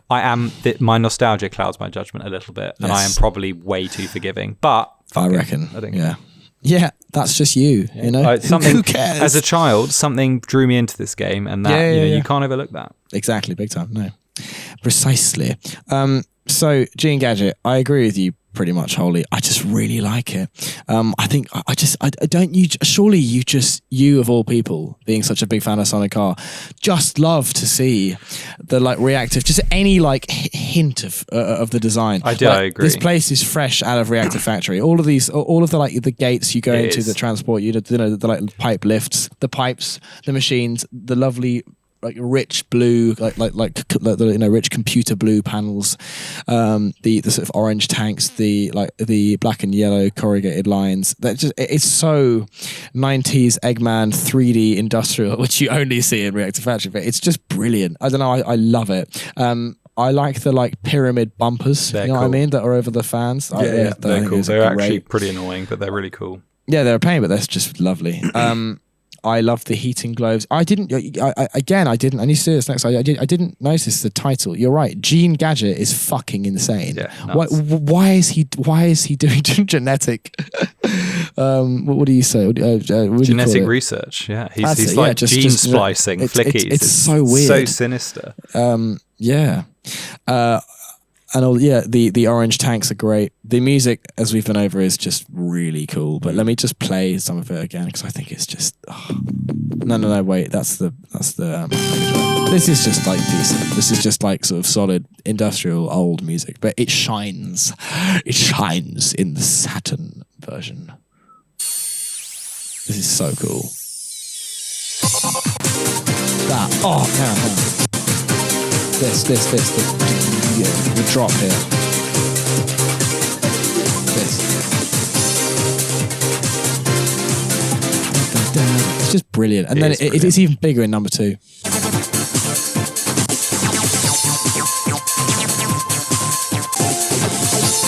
I like how the Saturn version remixes this. Yes. Across all the songs. It's like a thematic. So pleased you said that because I kept being like, where have I heard that melody before? And it's obviously it's in the intro. It's across the whole. It's in all of them. Even like Spring Stadium. Da da. It's the same. Yeah, you're absolutely it's in right. all of them. It is. It's It's continuity in the music. This game does something that it's definitely they start doing it at one point and they kind of stop where they take a bass melody for Act 1 and 2 and that both are kind of remixes of it. Some games don't do that and Act 1 and 2 have complete different songs. But this one has like their variants. I'm trying to think of, like, for example, Sonic Heroes doesn't. So but then Superstars does it half and half. Like yes, Bridge Island is, Speed Superstars Jungle isn't. Does. Lagoon City is, they're not. It's really weird. Mania does it. Yes, Mania does throughout, it. which is great. Yeah. Sonic 3 does it. Yes. Very subtly, but it does. What else? Rush does it with Blaze and Sonic's acts. Their remixes of each other. I like it. Is what I'm saying. It adds great variation, doesn't it? Adds to the language of the level. I think it was done best in Mania because you have the original track and then you have this wild remix. It's done very well in this as well because it often increases the stakes for Act 2 or gives you a new twist on it. Gives it a new flavour. Yeah. And then what else? I love the octopus enemy. I think he's great. The purple and yellow guy. It's a good color combo. The badniks in this game are very interesting. I was going to say this when I hit Green Grove. Yeah, because of that, my favourite one. Because of that boy, the hunter. Yeah, the hermit crab looking guy. Isn't he just sent from heaven? He so nice. He is an angel. He's beautiful. He's really distinct. I love how they look. I love the Croc as well. He's great. Yeah, Croc's brilliant. Those are my two favourite, Croc and Hunter. Walker's fucking cool. I like Walker from Panic Puppet. He's great. Just that colour purple.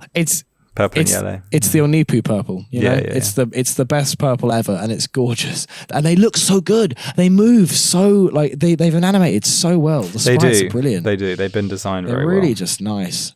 So that's a standout. What else? I mentioned the slide with you. I think the slide's quite a cool feature of Act 2. I think it's just good. It makes it it stands out as a weird feature. What slide? You know how at the start of Act 2 you go down, there's a big giant slope, and if you fall down it, you go shooting down the slide. You got to go all the way back up and try again. Yes. And there's 3 different areas you have to get there. I don't know. I enjoy that as a structure. It's quite cool.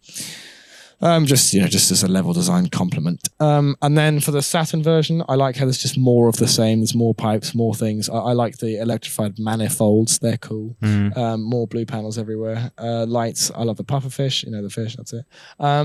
That's kind of it, really. But I don't know. I got more out of it than you. I really like the machinery. Also, when you pause in the Saturn menu, and it shows the map, in this level, there's a little pressure dial underneath it, which is just a cool detail. I love that. It's great. Really cool. Yeah. I just liked it more than you. I think it was so inventive. I think as Eggman's industrial levels go, I think this is fucking brilliant and really cool. So hence why I don't know how you could put it last, but you did, so be it. It's not a slide. It's just there's a massive ramp, and you go down it and you take different exits off it. What? No. When you fall off that, you fall onto a slide and it takes you. I'm not sure if you played it. Sorry. And then you jet off and you. Because that's the only time ever you can't control him on a slope. He will fall down that. You got to go with it. Yeah, exactly. Sorry, I forgot about that bit. Also, the loops in this game, in this level, are great. They're sort of tighter than the natural ones. They're little I like them. Pipes. They're nice. Yeah, cool. That's that really. I just think it's fucking cool, and I like the pipe navigation. I always enjoy it. I totally agree with you. It's just something had to go last, and that's the one I and the bumpers. Yes, so good. I was actually going to put Diamond Dust last, but then that's wild. But go on. I had to praise the blasphemy, mate. I had to praise the environmental integration. Mm. Well, in my fourth place is Volcano Valley. Me too. We've evened out. Very good. Go on, tell me why. Well, kick off with this then. Oh yeah. Is it a bit much? What do you mean a bit much? Does it become a bit just exhaustingly intense and then it ramps up again? I told you, I don't like this one. The Mega Drive one is superior. It's not very chill, that music. It's good, but it's a bit like... It's not fucking chill. Look where you are. You're inside a volcano. I know, but... Did you expect lounge music? Well, let's see what... The Mega Drive has this to offer. This is so good! I'll tell you why later. Better, I think. It's better. Isn't that bass? It's very cool. It's awesome. But talk about the rest, because I want to cover that. Okay. It's so good. So the reason you might not like... Oh my god. The reason you might not like the design, like the look of how the colors come across in the Saturn version is because they've added a heat haze. I know. Which I think is actually pretty cool. I like it too. I don't mind it at all. I like it too.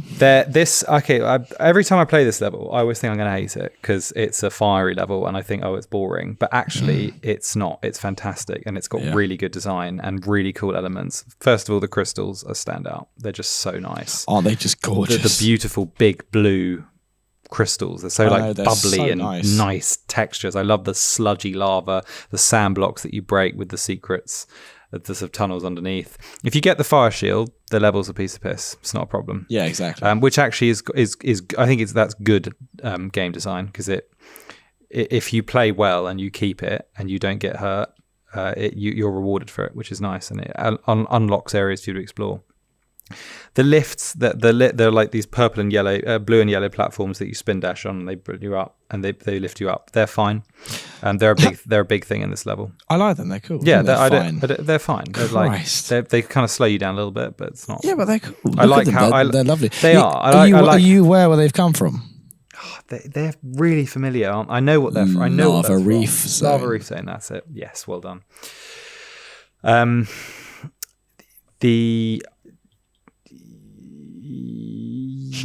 What else can I say? Yeah, it's got some decent, like, the platforming isn't too bad. It's not like irritating. It's just good, unlike some other levels, which is sort of stressful and frustrating.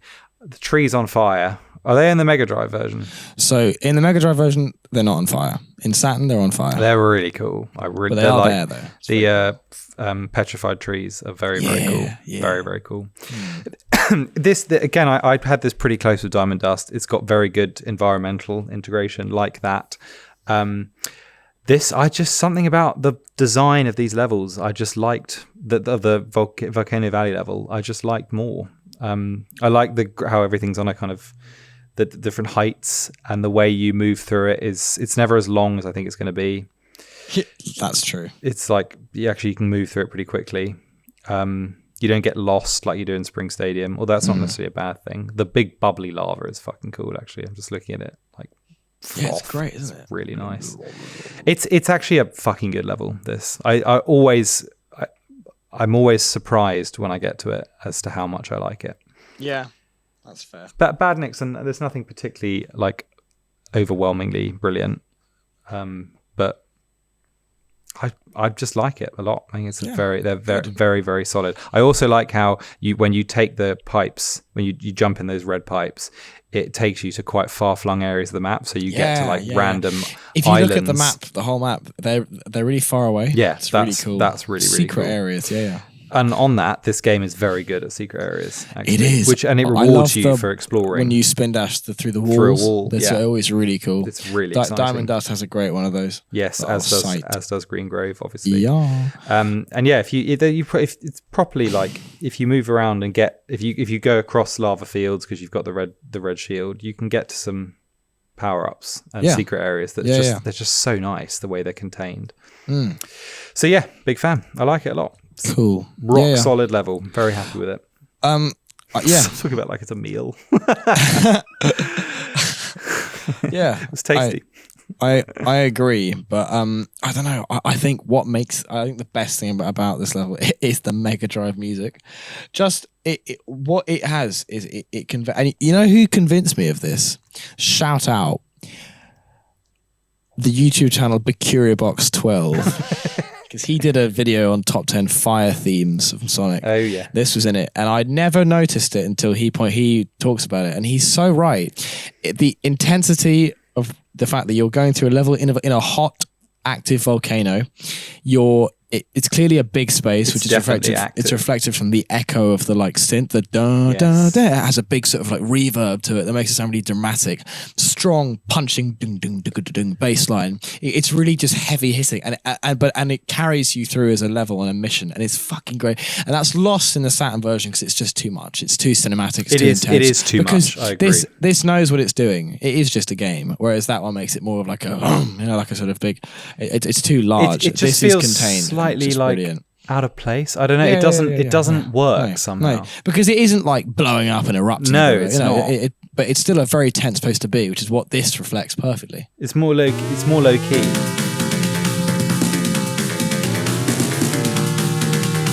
just think it's epic and ancient. This is a real ancient that vibe. Twang. It is. It's really cool. Love that big cool logo. And then this bit coming afterwards. Where is it here? One more lap after this.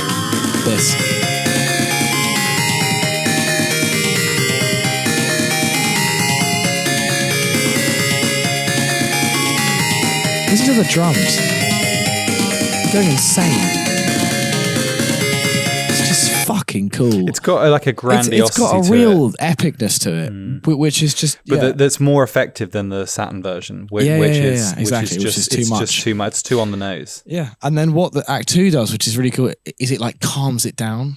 Listen to how it starts, and then you're sort of still in it, but it's a bit more sort of you're over the shock of it all, and you're now just going through it. You know, not leisurely, but it's more controlled.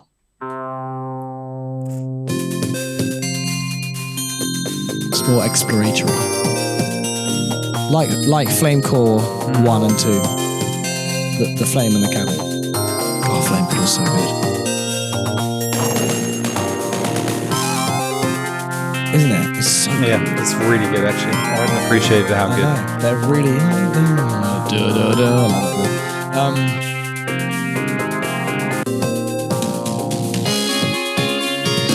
Yeah, it is just more chilled. It's just so epic. I think it captures it. I think it's matched perfectly. I think you're right. This is the clear instance where the Mega Drive music is way better. Yes, which is why I really prefer.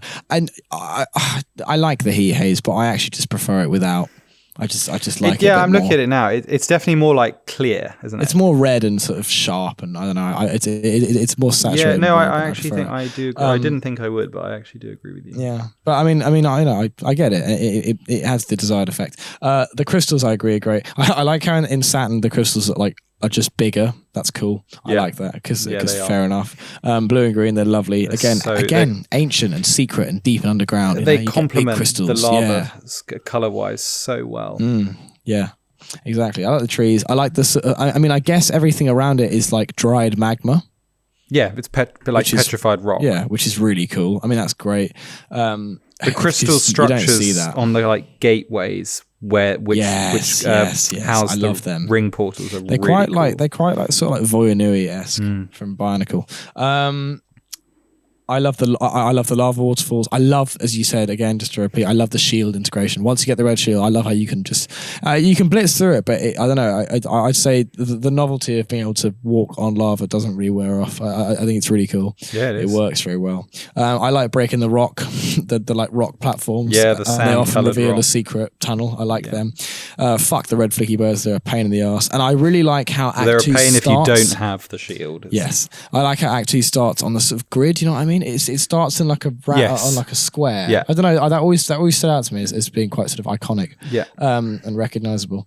I think it's a really well designed level. It's a good challenge. It is. It feels. I'm very fond of it. Very like comfortable playing it. You're like you can navigate, but it's complex enough that it doesn't get boring.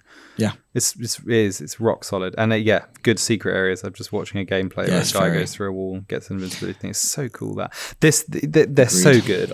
I fucking love those secret areas actually. Yeah, they are. Really, really good. Agreed. They're all like findable as well. If you're concentrating and looking, you can find them. You can always spot them. They aren't ridiculously hard. No, like some of the 2D games have absolute nightmare ones that you'll just never find unless it's by accident. Yeah, exactly.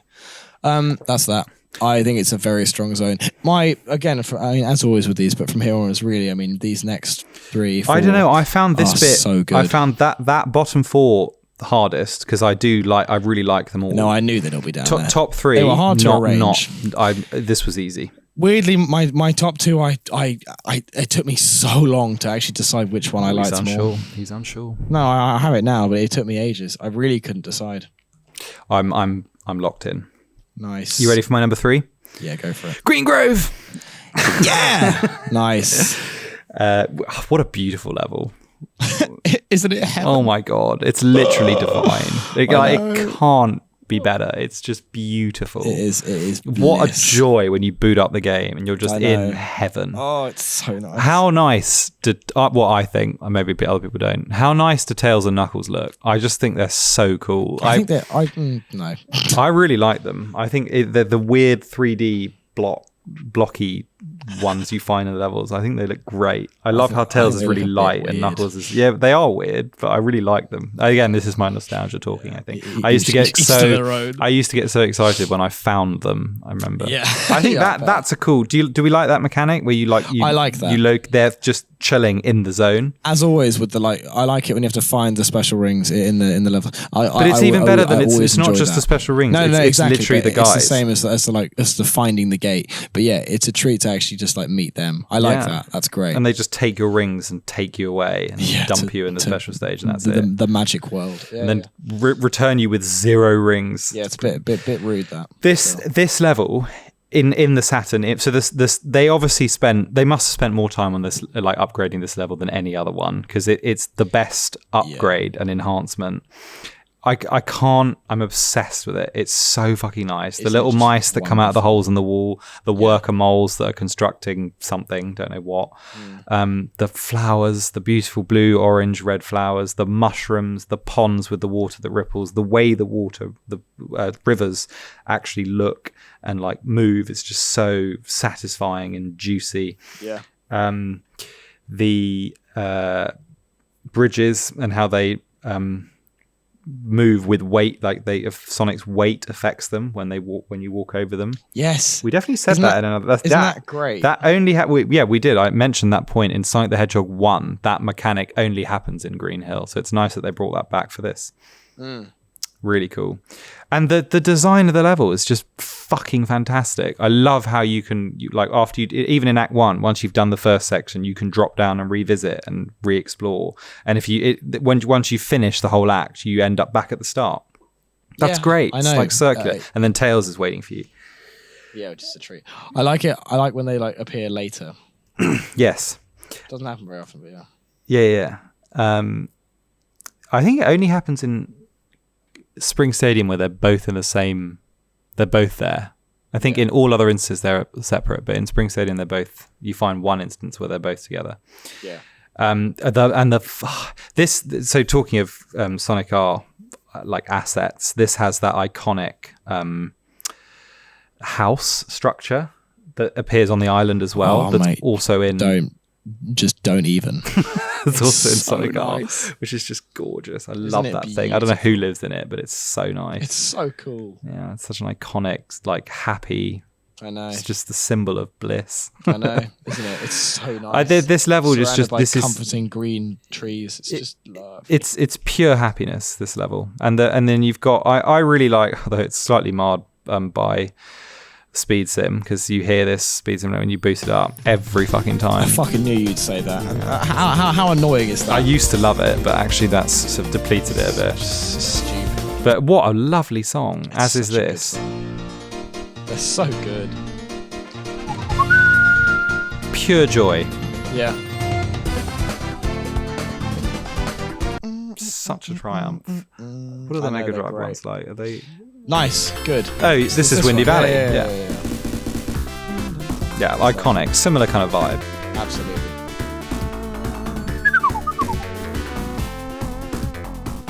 Listen to the bass. The bass in this one is so good.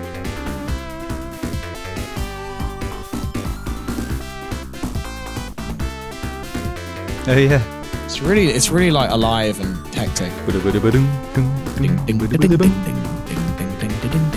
It's great. They're really. I mean, this one. I love this one. No.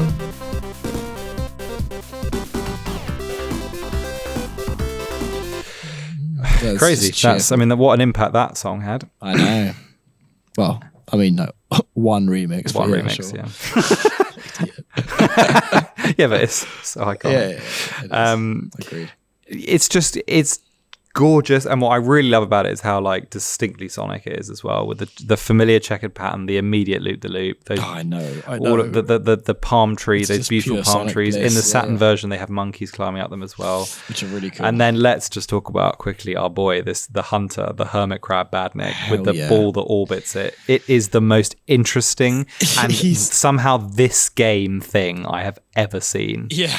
Isn't it just such a nice looking thing? He's divine. He's so good. He's just, I want a full size model of that. I know, yeah. because it wouldn't hurt you. It's just looking at you. Unless you walk into its stupid ball, it's not going to hurt you. Exactly. Unlike like Puffer or that horrid wasp thing. That I just love how it's purple and like a blob. I know it isn't like anything. It's just it's just a cylindrical pyramid. The textures and sprites and the way like the bushes look. I cannot tell you what it does to me, but it tickles something so like it's so beautiful. It's so nostalgically beautiful. I think it is for me as well. I just there's something just so nice about it. I don't know what it is. I can't explain it. It's the luminant vibrancy of it, and the kind of juiciness and thickness and solidness of it. Yeah. It's just so satisfying. I know, and I could stare at it all day. That's why I fucking love this level. I think it's fantastic. I know. That's why I want like so much more of this. That's why I want so much more of this style, because that's what you get. This is what the Chaotix and all that, like in like a botanic base, the way the platforms and plants look so nice. Yeah. This is what they look like in 3D. This level's particularly nice as well because I think as soon as you start introducing loads and loads of hazards, which obviously later levels do, the isometric, like slightly difficult to know where Sonic's going to go thing gets harder and harder. Whereas you can actually pick up some pretty good speed in this level without fear of being hit by something, which works really well. I fucking love it.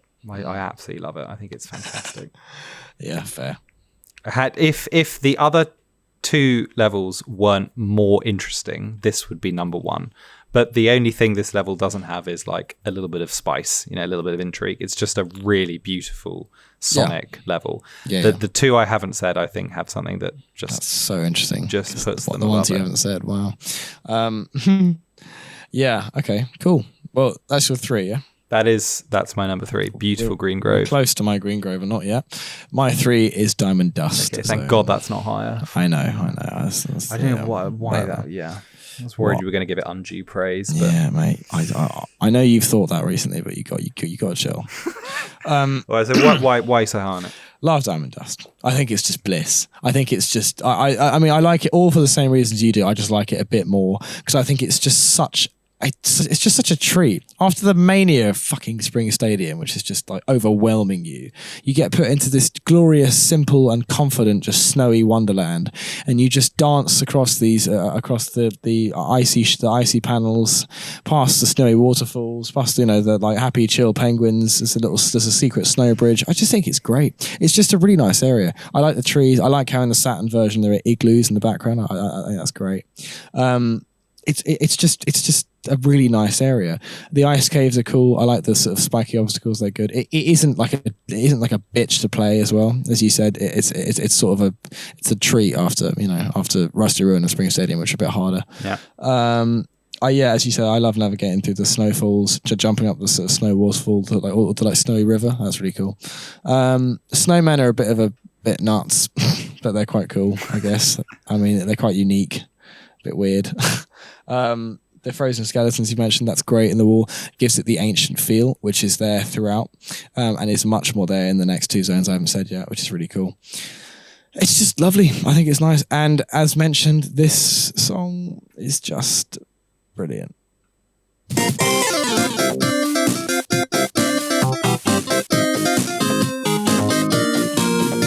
Play the Dash remix. Probably one of the most like Sonic songs ever. So Sonic. It's just so Sonic-y. The Dash remix is great. It was reused in Snow Mountain Zone. Interestingly, I think in the files or something, this zone is referred to as Snow Mountain Zone. So whether that was an on-purpose reference, who knows? Anyway, here it is.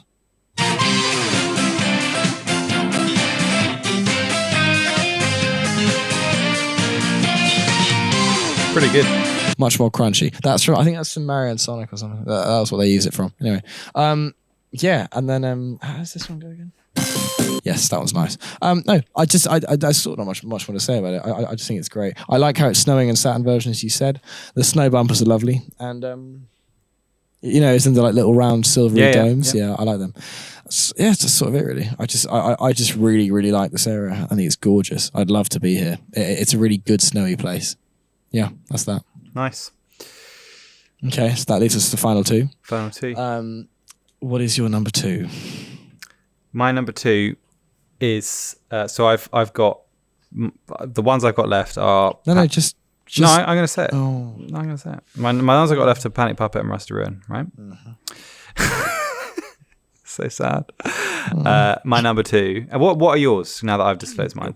Green Grove and Rusty Ruin. Green Grove and Rusty Ruin. Okay. Yeah. So I've put at number 2 Panic Puppet Zone. Thank God. Phew. Yes, which means my number 1 is Rusty Ruin, which I'll come on to. So let me like correct your mistake of putting Panic Puppet. This always happens with this is the same as in Sonic Riders.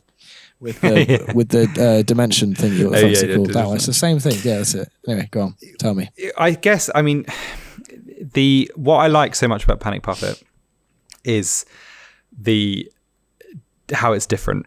That's one of the big things which makes it stand out. Is that it's actually it finally varies the monotony of the formula that you've been doing for the whole game, which was what I like, is that there's some thought behind it that gives it a bit more depth, because you're trying to work out, okay, like what is going on. It's, in addition to that, the zone itself is epic. It feels like a proper final base. I like how it's aesthetically very distinct from Gene Gadget, because it could have easily have not been, because it is just another Eggman base. But that was his gene correction facility. This is his weapons manufacturing facility, which presumably he made the final weapon in. I think the biggest accolade of this zone is the fucking massive Eggman statue, which is particularly cool because it's in the map. So I just like the fact that you are literally like. Did you find the secret area in his button? Yeah. Yes. Isn't that great? Yeah, it's amazing. So it's not really cool. his face is like, okay, it's not literally, but his moustache is there. So presumably that's. Yeah. I suppose it's not really, is it? What? Well, I was hoping that you can literally see that statue in the map, but you can't, can you? I'm just looking at it now. It's just you can see it. Yeah, but not as it appears in Panic Puppet. You don't see he's wearing his fucking outfit. What are you talking about? In Panic Puppet Zone. You expect him naked or something? Yeah, what do you mean? You see he's got his moustache and face. Yeah. Right? But he's in Panic Puppet, he's wearing his blue and red, yellow and red coat. Whereas in the map, it's just his moustache on a massive silver dome, basically. No, it isn't. What the fuck are you talking about? It is. Look at the map. Do you mean Panic Puppet Zone 2? Yeah. Wait, it's not. You've got his whole body there. Yeah, I know, but in the map of the island that you're looking at the start of every level. I thought you meant the level map. No, the level map is amazing where you see his big body. It's gorgeous. Yeah, no, fine. sorry. I was thinking, what the hell are you talking about? I conflated it. I see. It's not there, but it nearly is, which is just cool. Anyway, I just the ascent up his body as a tower concept is unbelievably cool. And if you imagine, you can't see what that looks like zoomed out, but if you look up what a level map of this level looks like, it's so cool with his body in the middle. It's really cool. Absolutely massive. That in itself, the uniqueness and variation of that in itself is enough to give it. That's so Eggman, isn't it? To have a giant statue of himself. But not even him in a suit of armor, just him. Just standing there looking fat. Yeah. We've already talked about the music, so I won't go on it anymore, but the music also helps it really stand out. Did we do just the music? Maybe I'll just play it one more time because it's so fucking good. Especially the go on. Especially the Saturn version.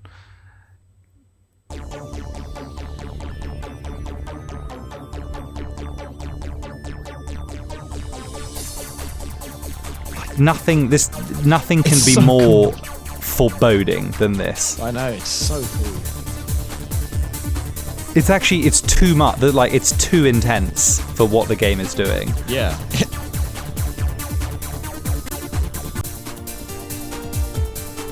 Oh, so cool. It's really heavy. We know the Act 2 remix. That would go so hard in a club. So hard. In a club in Europe, that'd be just ridiculous. Yeah. Can you imagine Panic Puppet Zone? It would just go stupid, you could say. It'd be fucking bliss. Yeah. As discussed, I love how the in Act 1 the Flickies haven't been processed yet. It just makes you think about what's the story here? What's the process that Eggman's going through? Yeah. and as you said, the color, like the worn color, military plastic type kind of grey brown vibe is just really interesting. It's a cool variation from the like silver chrome of Gene Gadget, and it makes it like older somehow and more, I don't know, like rough and ready and grim. I guess it's more like artillery somehow as well. It's more military. It's sort of like dirtier. Yeah, like khaki almost, like a tank. I think that's what they were going for. Yes. It makes it feel like it's part of a massive tank. That's it. And in the Saturn version, there's all these like little flippy things and gizmos and drawers that pull out, and there's weird machines inside that look generally sinister. It's for me, it's the thought behind it and the big fucking massive Eggman tower that really wins me over. Yeah, I think it has to be applauded for that. When you're standing at the top and you've got a nice view of his big nose with that weird pipe sticking out of it that basically goes into his nostril. I guess that would do it. That's really cool. Yeah, it's just really, really cool. Nice, epic way to end. It is. Also, yeah, because the camera like then fits his face full frame. Yes, it's really cool. Exactly. Yeah, and I kind of like that. That's great. As you said, you never zoom out in the level. You're working out like, oh my god, you figure it out once you pass it. I'm climbing up. I remember when I first massive version of him. What the fuck is this red shit? I was like, oh, it's him. Yeah, exactly. You slowly work out, and you're like, oh wow, that's fucking cool. You're now inside his head, exactly, which is where the final boss takes place. Exactly. Yeah, it's good shit. Really cool. Yeah, man. The perfect like megalomaniac symbol. He's literally just constructed a massive statue of himself inside his military factory. Yeah. Exactly. It's cool. Okay, ready? Yeah. You ready for my top two? Yeah, go on then. What's number two? Okay, I'll give you two, and then I'll do my one. So, my number two is Green Grove Zone. Which means done. Number one, we have the same. I knew it. I didn't want to say it at the start because I did that last time and fucked it. I also knew we'd. I knew surely this had to be. Surely he's going to put that there. Okay, so just quickly jack off Green Grove and then I'll just quickly do it. So the first thing I've written on my notes is beautiful, literally paradise. Is it? I mean, is this place not just heaven? This is just like a Sonic heaven. It is. Oh, it's just I could play this level again and again and again and again. Stunning nostalgia. It's so fucking nice. Seasoning. I was really torn between putting this first and because I just thought I actually just love this level so fucking much, and I think it's just so beautiful. I think it should be first. I thought I might put it first, but then I played Rusty Road and was like, no. Exactly. Then yes, still. It's brilliant. I mean, you said it all, but the trees, plants, the bright green, the bright brown, it's just so like Sonic pastoral joy.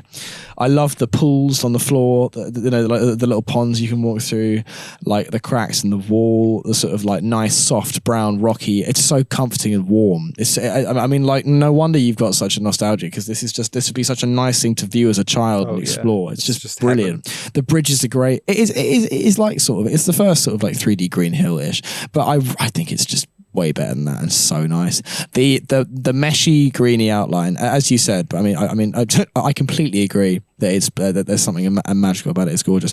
The water, the Mega Drive water, is the most gorgeous color I've ever seen. It is the most divine blue that you'd ever. It's just so nice. And the Saturn one isn't as nice, but still beautiful. It's more wavy and dynamic. It looks better. Yeah, it looks better, but the colors just enemies, as you said, I got Hunter and the Scouter. Scouter's the sort of purple dragonfly, and Hunter's of course the hermit crab legend. It's just so fucking nice. Lovely stuff. Yeah, secret places are great. I like how you go under the blue waterfall at one point. That's really nice to get a hidden shield. That's great. That's really cool. And yeah, as you said, it's the design. It's great to explore. Just exploring it's really nice. The water color is actually very Sonic R, that like deep blue. That's why I like it so much. In the Mega Drive. Because it's that Sonic R blue, which is just the best thing ever. And there's some lots of this has a lot of places for good speed where you can go really fast. It's really cool. It's just so nice. And then in the Saturn version, I mean, big up Worker Moles. What a great addition. They're so cool. They're so nice. They're just really cool. They're really sweet. I'd love to know what they're called. They haven't got a name, but yeah. They're actually barely mentioned it on the wiki. you know the edit that has them in the trivia on the Green Grove page. I did that, by the way. I edited it in. They're great. I did it years ago. Moles, monkeys, and the worker moles. They're just great. Yeah, I didn't notice the monkeys last time I played it. Yeah, they're hidden in the tree. They are quite secret. They're nice. That temple, yes, you said it all. That temple is just heaven. I love how it's not really. It's more a little hut, like the stone hut. Still, I love how it's in Sonic R in Resort Island. How that's just so cool. That's just, I mean, what the fuck? Yeah. What decision was made there? It's just lovely. It's a really nice structure. It adds a lot to it. The ancient thing, that's what seems ancient. This old stone hut. Yes, I mean, you know, like who's living in there? That's true. Really yes, cool. That's a good point. That's what it is. It's a remnant of an ancient civilization. The bricks are around the portals, around the rings. You know, the sort of big old stone bricks. That's old as well.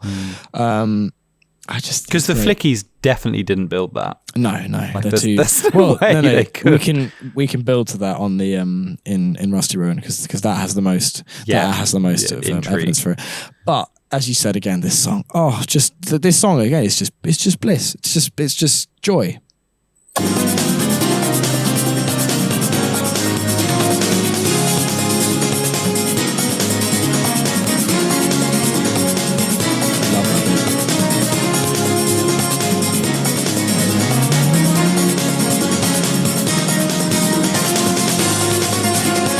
Where's that solo? Oh, bigger and bigger, bigger. Is it here? Is it the second one?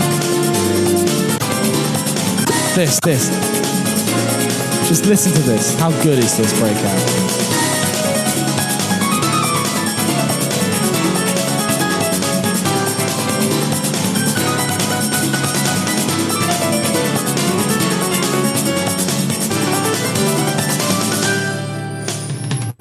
So good. Beautiful. So good. And then Act 2 is just as nice.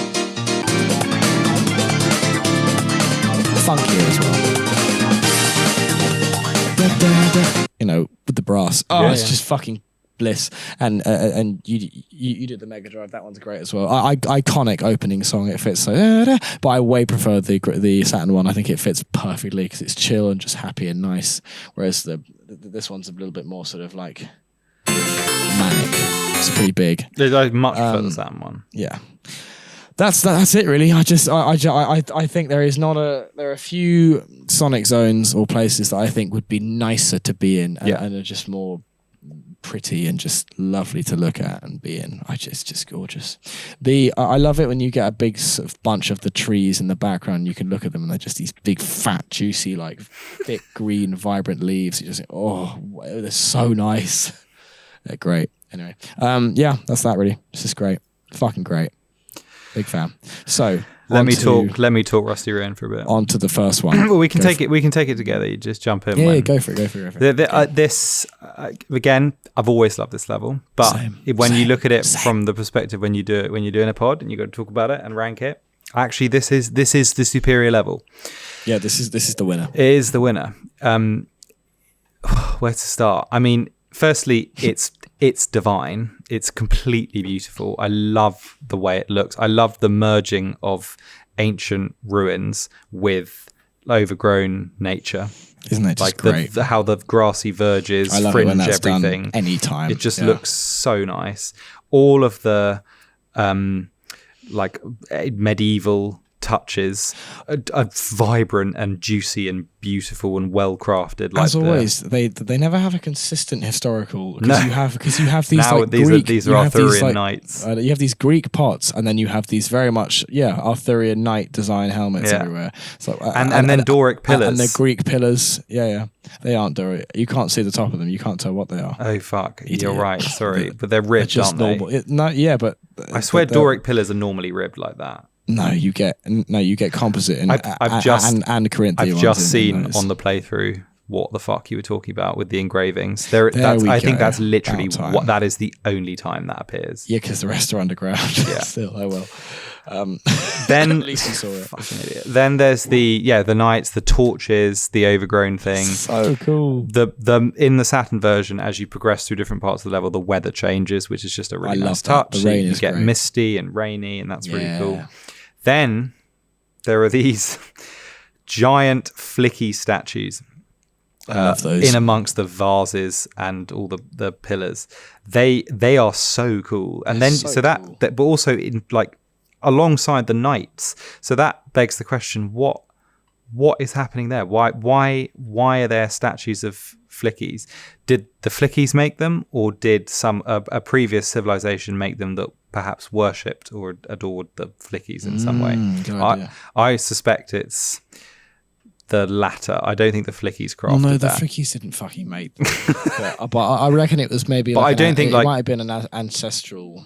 I think the Flickies are sacred in some way, and I think a previous civilization worshipped them, and this entire complex was devoted to.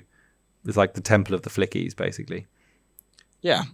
Probably, or that makes sense. Or well, it's come up with the ruins of Atlantis, right? So so maybe it's not the Temple of the Fleet. Maybe it's the Temple of something else. But this civilization, Flickies factored in to their like religious infrastructure, whatever, and they built statues to commemorate them.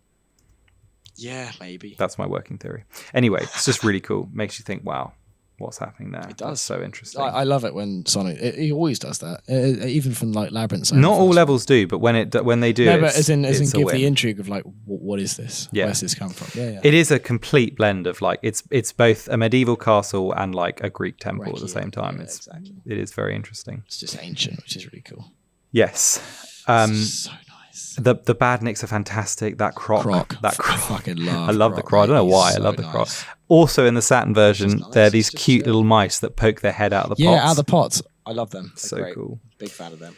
I like how in the Saturn version the pots are more defined and they're just like the like purple rim around them's really cool. Yes, which is great. Lots of and the knight statues are blue in Saturn as well, which is really cool. They have more colour. What the fuck are these knights? Like who are they? What is their design? They're so interesting. I've just seen 2 pillars that do have tops, mate, by the way, at the start of Act 2. What? Isn't the goalpost ones or like right at the beginning of Act 2. Do you mean the tiny ones? No. Right at the start of Act 2, there's like 2 pillars. Oh yeah. No, but those are the goalposts. Yeah. Yes, I guess they have tops. Right. I like how the pillars they have not all of them, but they have like purple rims, don't they? It's really cool. Yeah, it's again and then rogue detail, but so cool. It is rogue, but it adds like real defining colour to the level, it does. And it goes well with the green. The purple and green. It's a really lovely combo. That actually underused. It's a heavenly combo. I love it. But it makes it very very regal. Yes. Yeah, he is purple. He's the biggest example. Yeah, you're right. No, to be fair, Joker. You're right. Of purple and green. And then what's really good about this level is it adds a genuinely unique like level. Yeah, the spinning. Defining. Yeah, which I guess some people might not like. Spinning. But yes, and then I enjoy it. By having stairs, it actually adds a puzzle element because then you have to think about how best to move through it. You gotta figure out where you can go, where you can't go. Exactly. I like how it makes controlling it a bit harder, but not hard enough that it's a pain in the arse. So you can still very much do it. Because you're a destructive force when you're in that mode attack. It's the only Sonic game that does it. Yeah, and it does. And you'd notice pillars like really far away from your fans think, right, I have to somehow get there. It's a great puzzle-y. It's brilliant. It is. It's a really successfully integrated it's a very mechanic. well-designed level. I spent quite a long time playing it because I really wanted to get the most out of it. It's a really well-made and designed level. Yeah, and it's got other gimmicks as well. In Act 2, it's got those trampolines that bounce you up, which actually don't bother me that much. It does have they're all right. A horrendous. That's the best instance of it, I would say. Platforming challenge, which is really annoying with the. Isn't the 3 platforms? Yeah, there are and then 3. If they fall, they crush you and you die. Yes, there are 3 grassy platforms that you have to jump They're across. Gorgeous platforms. Don't they kind of look? This is really really niche, but they always remind me of the platform. No, the platform at the end of the Brixter's Castle in Lego Island 2 that takes you up to his like throne room area. I can't say I noticed that. It's really niche. I can imagine. Maybe perhaps it's the same geometry. Next time, no, it's the fact that it's like a platform on the grassy rim. I like distantly know what you mean. Yeah. don't you love the context to it? How this is Atlantis risen from below. This is Atlantis surfaced. Yeah, it's really cool. That's so cool. I think that's great. Yeah, in my notes I've written this is apparently Atlantis ? Yeah, it's really cool. And that makes it separate from the island. That makes it predate the island. Yes. Which is great because then all of this other ancient shit around it is given context. This is the first instance. This does that perfectly. It's so cool. The grey bricks are so nice. It's a beautiful looking level. Absolutely beautiful. I love it. I think the green bumper spheres are just they're inspired divine. as well. They're so nice. Yeah. They just ding, hit them. They're so bobbins. They're so nice. They're just beautiful things. I love all the pillars. I think that, but they're all decapitated pillars, which makes them seem even older, which is really cool. It's quite unique. Like there aren't many Sonic levels that do this. Medieval this has grassy such a weird vibe. blend of designs. Yeah, the grass makes it adds so much to the grass. Huge difference. Otherwise, it'd be quite boring. I think it adds or at least a little bit less interesting. It adds the foliage makes it just seem that much older. It just makes it makes it feel really old. That's what it does. Yeah. And then good obstacles. I like the spikes. They're like the rotating spiky thingies on the wall, and the spikes. And they add like a good challenge when you're in especially world with the spinning. mode Exactly. Yes. Yeah, I know they're just great. And the little like weeds of grass poking out in between the bricks. It's just and the cobwebs. I like them. Really solid. The only in designs. Saturn. Yeah. Yes, and you feel like you are properly within like a castle structure. Like it feels that they've managed to get like right height into it somehow. Yeah. You feel like really high up. Just like what was it? Just like Labyrinth of the Castle, the spiritual predecessor. Honestly, to I say this is the most similar to that. Because that does have medieval vibe to it. Yeah, it also blends old. Anyway, Labyrinth is a spiritual predecessor to this. Yeah, it was also isometric. Exactly. Like Panic Puppet, the two tracks that we have with this. Oh yeah, we haven't talked about the last lead. I mean, the music is very different and do a different effects. But let me just hit you with the Saturn one, which is just wait. Why don't you start with the Mega Drive one? Because that's the worst one. I just want to get it's worse, but it's by no means bad. Oh, okay. It's really like mysterious and cool. Okay, and has a it's too lively for it, but it has a very cool. It does convey the intrigue. Give it a listen. Oh yes, this is good. It's a really good song.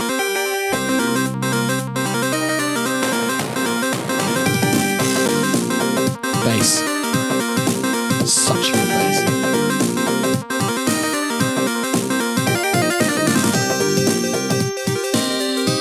This is more like it. This is like sort of Indiana Jones' old game music. Makes it sound epic and mystical. Yeah, it does. My favourite bit is when the opening bit comes back. It's amazing what happens here. It gets all messy here. It's very Sonic 3, this. Yeah, it is. Is it here? Yeah. It's all sort of distant now. It's a bit weird. A bit uncertain. Oh yeah, and it brings it back. Here we go. Oh, the drums there. Fucking great. That's very good. And then Act 2 does a similar thing.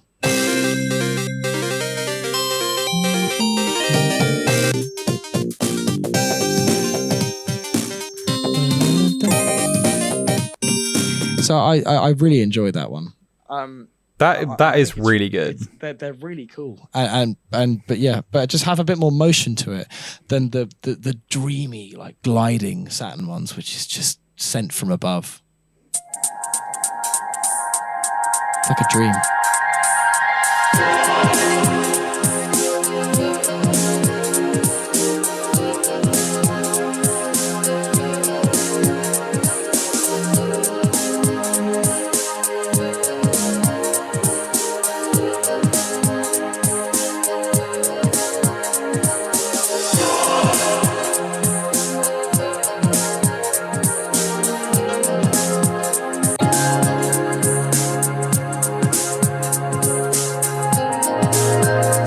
It's a very hypnotic beat.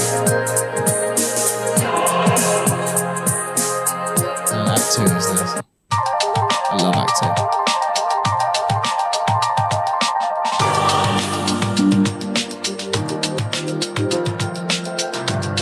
There's the piano in that.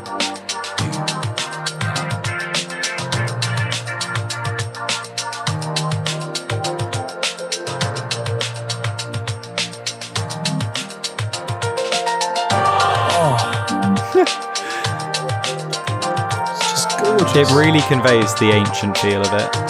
It makes it seem like you're moving through something really grand. Really special. There's such majesty to it. Exactly. Yeah. Yeah, it's a bit like a kind of toned down Sky Sanctuary. Like it manages to do that same thing of like grounded. Regality and yeah, like truly old. Well, it just feels like you're moving through ruins. It's very cool. Yeah, exactly. Has a depth to it. I just think it has to win. Imagine this in 3D. Wow, don't even. It's just. What do you mean? Imagine this in 3D? It literally is. Imagine running through it generation. I don't know. I don't know how. I'm not sure actually because it's such a distinct type of 3D. I don't know if that would actually work. This is probably one game I wouldn't want to see.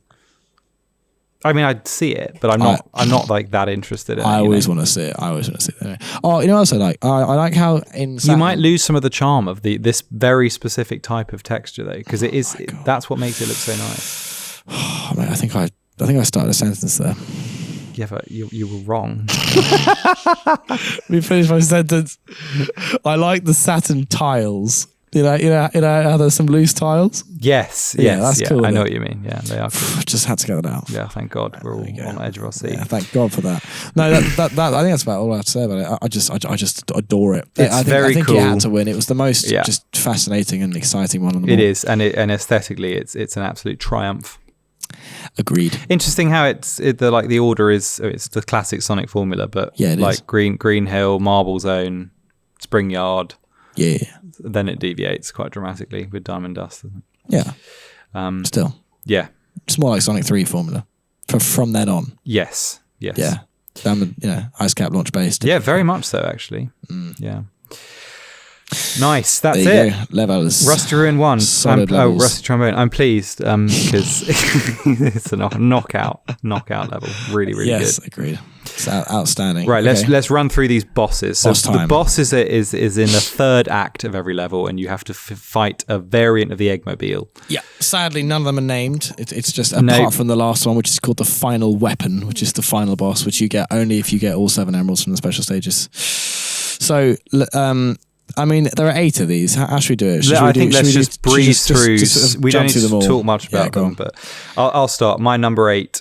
Let's do one. We'll just go one at a time. Just go one each. My number 8 is Spring Stadium. It's a fucking nightmare. Isn't it horrid? You land on the spikes constantly. He's a nutter. And each time he gets faster and faster, it's just a fucking horrible basically, state. the boss is the Eggmobile with 2 arms that like freak out, pat the floor in front of you, and he moves around in this he never turns. He's just always facing in one direction, and you have to jump on I do like how the glass fractures on his egg. It's a good detail. It's cool. I'd say the isometric play really suffers in the bosses. I think some bosses actually just work a lot better than others, and the ones where Eggman is moving, it suffers the worst. And this is the worst one of that, because you can't gauge the depth, and it feels almost random when you actually hit him. And coupled with that, there's so many spikes around the fringe of the arena that it's actually just a nightmare. Exactly. Really not fun. Yeah. Glad we agree on that. My 7th one is the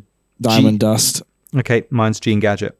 Mate, no, you're so wrong with that. Gene Gadget's great. Gene Gadget is the conveyor belt where there are spikes cut just on the conveyor, and you have to avoid them, and then he's launching missiles. I just think it's just not very dynamic. It's a bit awkward, and like I think it's great. He drops down, he fires the missiles. You have to run up this conveyor, which is so strong. It just felt very like stilted and not particularly enjoyable. Well, I'm fond of it. My number 7's the Diamond Dust one where he's got like rotating snow cannons that shoot out. Yeah, it's just a bit like Ice Cap. It's just me. It's just fine. Yeah. And it just suffers a similar issue to Spring Stadium. It's a nightmare to fucking hit him. But at least there is room to run around. At least it's a bit more like chill. Yeah. My 6 is also Diamond Dust for the same reason. My 6 is Green Grove Boss, which is the ball drop. That's just sweet. Spiky ball drop. Easy and simple. Just fine. That's my 5. That's your 5. My 5 is Panic Puppet Boss. We're just like one ahead. That's my 4. I actually just found it a pain in the ass, but it took me a while. But it suffers because the where you hit is fucking tiny. So the Panic Puppet Boss is there's 3 parts to it on 3 levels. And he's just got large arms. Different arms. What's the first one? The first one is no. Hey, what the fuck is the first? There's spikes on the end of it, and he throws out like. Yeah. He's like wearing big mechanical sort of boxing gloves with different implements on the end. The first one spikes and he throws out like rocks at you. The second is flames fire. that chase you. Chased by fire. And the third is what, electricity? Like crazy electric balls that go everywhere. Yeah, they're a fucking nightmare. It's super. You have to hit. It's like so annoying. I found this harder than the final fight. Yeah, same.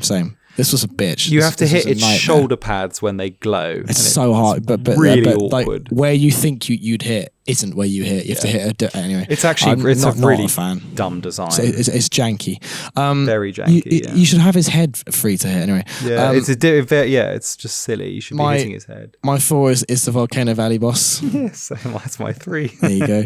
And then I like that one though. It's quite cool. I like how he's not moving. He's static. He feels like E105 Zeta. Yes, he does. He's static, and there's like an arena surrounded by lava, and he's got pipes coming out of his machine, and flame chases you. Basically, it's very, very easy. But I think that these are the bosses that work better when Eggman is still and you have to move around.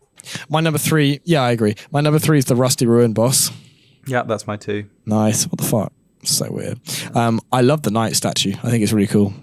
What makes this, and it's just fun to play. I think this one lends itself to the isometric field. I think he's static, and you have to position yourself. You have to jump on its paw, wait till he lifts it up, and then jump and hit him. I like it when you're high enough. I think that's, and he's dressed as a knight. He's got like a knight shield going over the top of the egg. Apparently, he hijacks an old piece of machinery. Yeah, it's not his machine. That's quite cool. That's really cool. Like an Atlantean sort of device. Yeah. That's another thing that it's had said about Rusty Ruin is that there's all these mechanical traps that were built into it, and Eggman activated them and enhanced them and gave them like mechanical edges. Exactly. Really cool. And then I've got 2. I've got Gene Gadget Boss. Yeah, which you didn't like. No. I think it's great. I like the pace of it. I like how it's on one machine. I like how you have to sort of dodge these things that come at you, but it's not too hard. You get to hit him, try again. I don't know. I enjoyed it. I thought it was quite an iconic setting. Yes, I suppose it is. Yeah, it's different. It's unique from the others. Then surely at the top, Final Weapon. Yeah, Final Weapon. Right. Let me say my piece on this. Go on then. So just remind us how the boss fight works. Final Weapon is once you get all 7 emeralds, you get taken to this new place, and in the Mega Drive it says prepare to fight the final weapon. And what it is it's a 5 section. So it's this weird grey sort of oval shaped machine that comes down. It looks like an egg, literally like an egg. Each section you have a different turn. The first one you have to avoid lasers from his hands. Then if you beat him, hit him once, he'll pop out, hit him. Then you go to the next place where you avoid fire being chasing you again. 3 of those, hit him again. Go a little platform with hands that crush you. If you dodge them enough times, hit him again. Then there's one where you have to go around, dodge missiles that are landing on you, hit him again. And then the last sort of arena is he goes down and shoots balls at you in quite a small contained area. Once he's done, you have to hit him again. Then you do that whole thing twice, and then he's beaten. Yeah. So as long as you hit him each time, it's fine. And there's that crazy noise that when he comes out. That plays. Yeah, I like the sound effects in it. That shit. Yeah, they're cool. Very cool. So how cool is the still of it? Yeah, what? Where it's like prepare to face. Yeah, but also you get the same. If you get the bad ending on the Mega Drive, he says like, "Oh, Eggman's, I've still got my final weapon." So I know that picture. It looks so much cooler than it actually is. I know. It's actually just a sort of quite small bit. It'd be cool if it was massive. Yeah, it's not. It's literally just an egg that slots into different armaments. Small, yeah. So I'd say where I think the Saturn version just fails. Is it? I don't know. I don't like so the Mega Drive has these sort of neon transparent platforms that you walk over, and then a black background, nothing below it. The Saturn it feels version, like it's in like a weird dimension of its own. The Saturn version has the same sort of neon platforms with all this like cool big silvery machinery behind it. So it's like it's in the center of his base. That's also cool. And this is the song that accompanies it. Yeah. It's a pretty good song. Just some Wait, classic play Final Fight. a bit more. I want to hear Some classic Final Fight music, you know? That piano is pretty good. It is, it's good.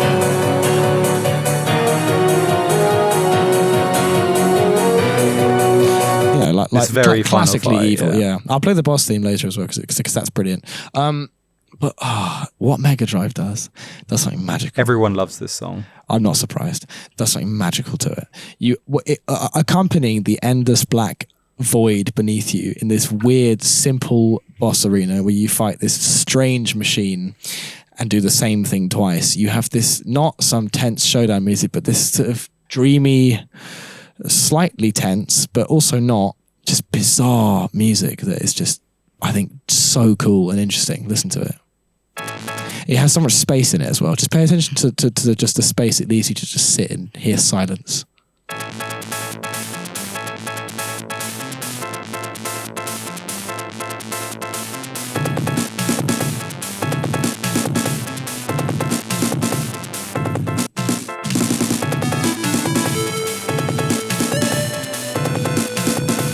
It's really uncertain and weird.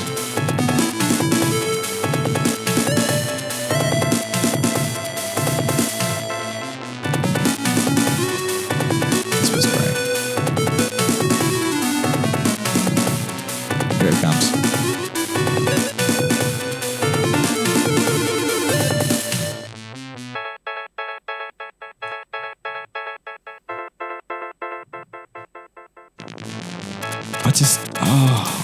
I love the gap there. That's so weird. It's very odd, isn't it? It does. Isn't it? I think It's you're so right. unique. This is what is you're in the sense that the Saturn one is the more like traditional kind of American Western one, whereas this is so Japanese. Yeah. Which it does what Sonic has historically been so good at doing, which is like just unusual music choices. But it doesn't do so much that. It doesn't do that at all not anymore. It's such a shame. But yes, you're right. It creates like.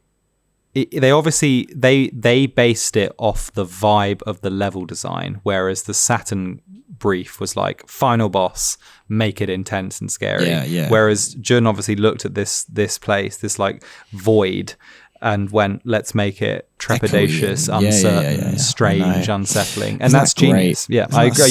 You're right. I didn't appreciate that before. That is I've really always cool. loved that. I found it's also remixed in like quite a weird point of Chronicles, isn't it? Yeah, I think it's like Mystic Ruins. Ding, ding, ding, ding, ding, ding, ding, ding. Yeah, it makes it much more angry. No, it's not. This. It's central. It is. Is it Mystic Ruins? Maybe it is. Trust me, it's Mystic Ruins. I found two. Again, in my fascination of this song, I found two remixes that I really like. Listen to this. Sadly, I can't tell you who they're by, but they're really cool. And then this one's great as well. This leans into the echoey shit. Like it's so mysterious and weird. And then it goes all heavy. It's very cool.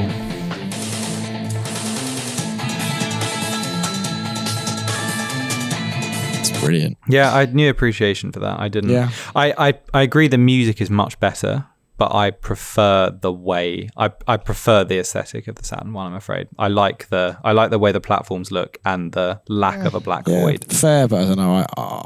I think the black void is just inspired. I think the like crazy makes it so dreamy. Nightmare. It is. It looks giant. The background of the Saturn one looks like there's so much. Yeah, going exactly. on. I really like cool. that. I like. It's really cool that that's his like mechanical fortress that he's in.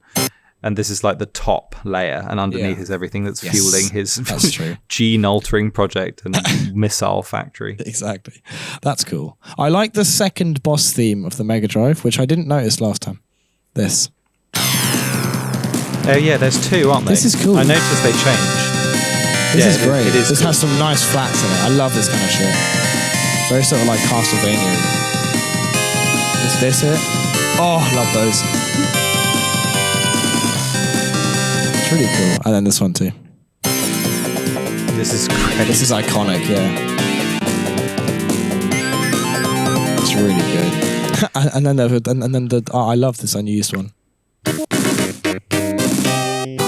This is what John heard. Yeah. Like, fuck off. He's like, no mate, You turn fucking that off. kidding me. Turn that wank off. Are you finished on Final Weapon? I think so. Yeah, it's not like the most aesthetically impressive looking villain, but I don't know, that again that adds to it. That complements the weirdness of it. It's almost faceless. Like it's quite a sinister looking thing. It's got no eyes. Sinister, it's just got black holes. It's a very strange design. And then you don't see Eggman at any point, but I guess he is in it.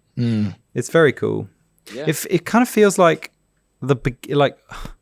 it's a sort of module that fits into lots of horrible weapons, isn't it? That's quite a cool idea in itself. It's not. He hasn't built like a one trick machine. No, yes. It's like a heart that you can like, it's an accessory that you can slot into lots of different like other accessories, and it brings them to life. That's a really cool idea.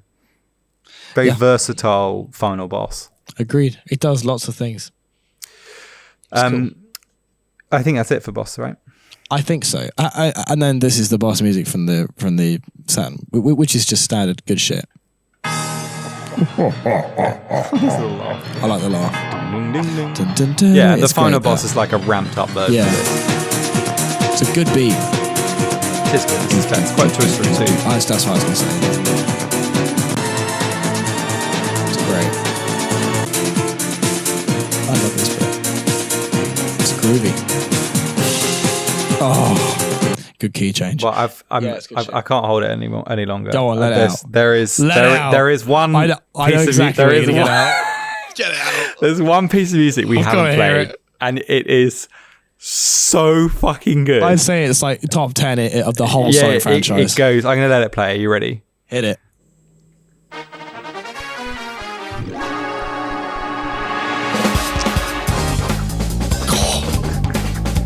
Oh.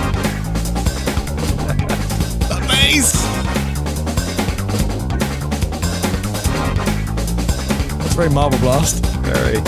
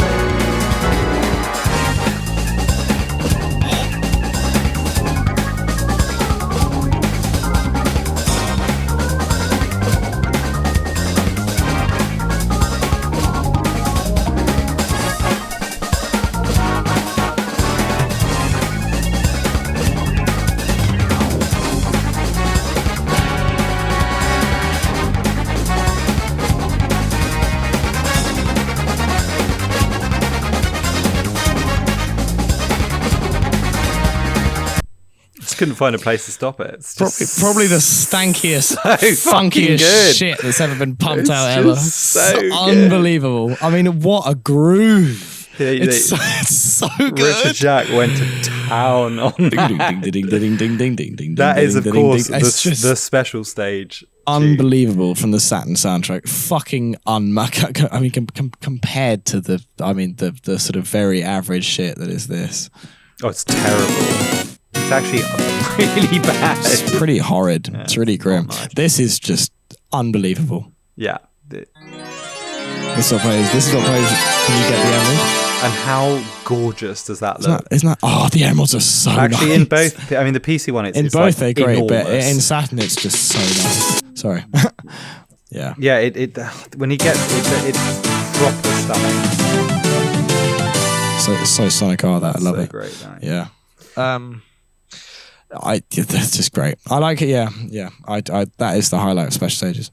We sort of said it all about it, but the Mega Drive one's just a bit boring, a bit shit, and very easy. No, the Mega Drive one is crap. It's that horrible bridge The only obstacle is you can jump every now and then. It's terrible. Exactly. They knocked it out of the park with the revamp of the Sonic 2 half Hell pipe. yeah. That is just stunning. And you get the Sonic Jam Sonic model with 3D. It's really nice. He looks amazing. Oh, I love that. Well, he looks like the Sonic R one as well. Yeah. It's so cool. And Knuckles or Tails fly you in, which is a nice touch that links, like, it's brilliant. It makes sense why they're there, which it doesn't do in any of the other versions. You don't get that in the PC version either.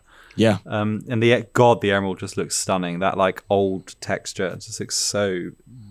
It's delicious. It's just so and nice. it's like up there with the Sonic CD, like in terms of aesthetics of how the special stage looks with the different environments. Oh, I know. They're just gorgeous. It's just so cool. So inventive. Really does justice to the special stage. I love that shit so much. I love the special stage environments just deeply. Yeah. Love Very it. Cool. And that tune's playing. It's got to be actually up there. Like the Sega Saturn. I'm Sega 3D Blast Saturn special stage must be top 3 special stages just for combination of everything. 100%. And they're not that bad. That song is definitely up there. They're kind of doable as well. They're not a fucking nightmare to play. They're hard, but yeah, they are doable. Yes, they are. I mean, but they're not like this is fucking like Sonic 1 type horror. Exactly. They're actually you can do them if you get good at them. Such interesting like assets floating around as well. Yeah. Agreed. Fucking cool. Okay, that's it. I think we've tapped on Sonic 3 Blast. Is there anything else you want to say? Just have a look and make sure that's everything. I think that's everything. It's just I've got it all. It's just fucking cool. It's just so good. It is. Oh, I've just seen in there. I didn't in the special stage. You can like land on higher levels as well. Yeah. So cool. Yeah, you see it in my gameplay. It's great, and you jump on springs, and then you end in the one in space. So cool, yeah. It's just fucking awesome. Okay, let's rank. Let's rank. Let's rank. So, concept, gameplay, entertainment, location, soundtrack, art style. Each one's out of 10. Total out of 60. Yeah, and then I'm going to give you a brief rundown as to what we've ranked so far. Yeah. So, Sonic Heroes 50. No, not yet. Do it once we've got the final score. Oh, really? Okay. Yeah, it's more fun. Yeah. No, that's fair. Okay, so concept. So isometric 3D, I think that's great. It's a good move from 2D to 3D because that's what everything was doing at the time. So I think it's a good safe tester to do it. And the exploration thing I'm very keen in. I love the choice to make it more about that than speed. But I know most. I think you had to, given where 3D gaming was at that point. So it does make sense. I guess the only just conceptually, I'd say we like it with like it's a bit repetitive. Yes. Yes.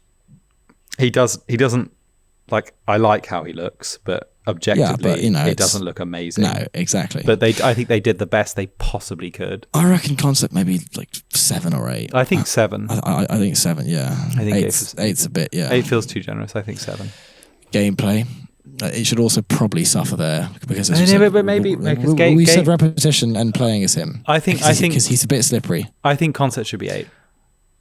So 8 then 7. Yeah, and I think gameplay. I think gameplay is lower than that. I think gameplay is like because that's ultimately that is the weakest part of the game. Right? Yeah. So I think 5. No, I think no 6.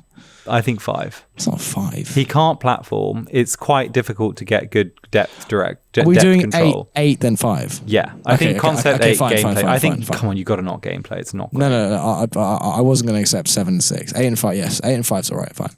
Okay. Entertainment. I really like it. I love it. 8.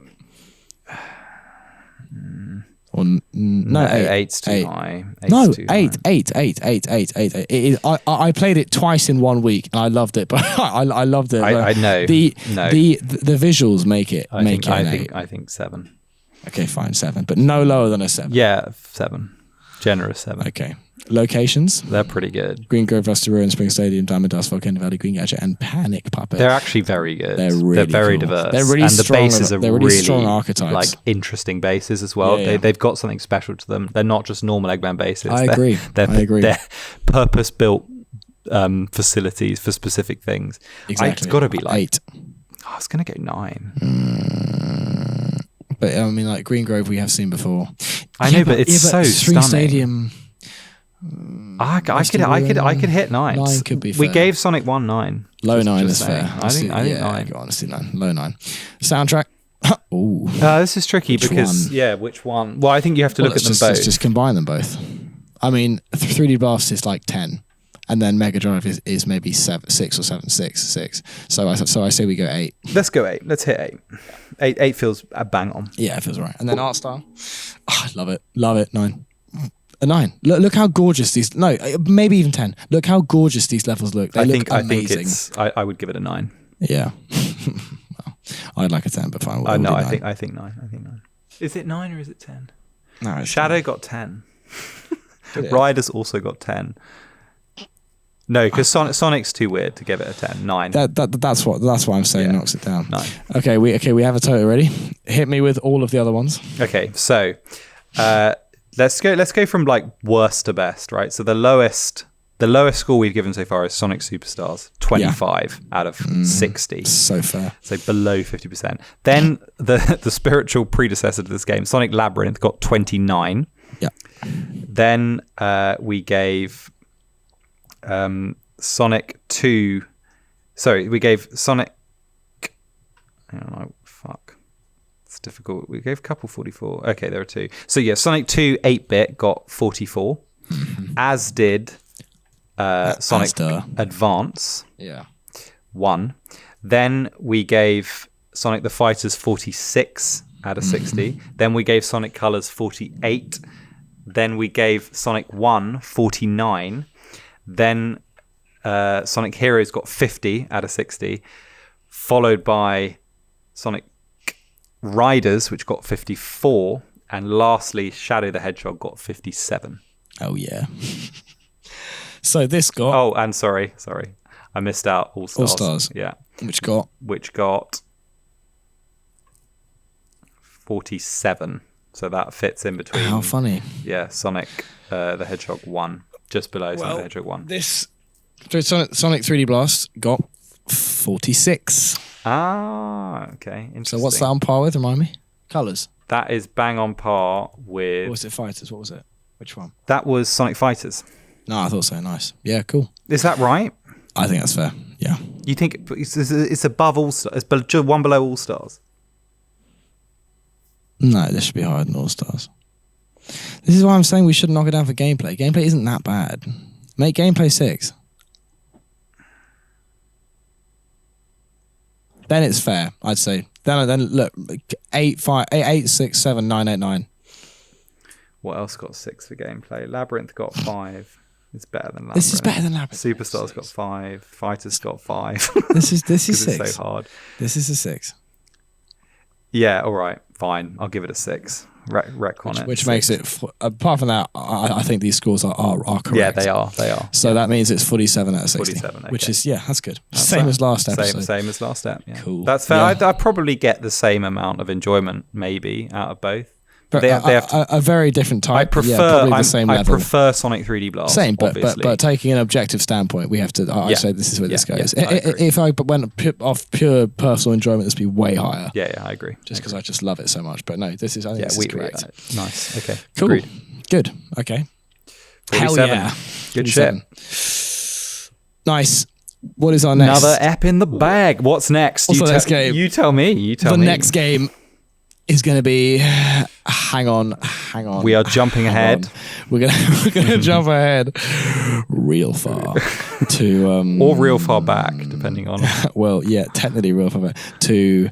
It sounds a little something like this.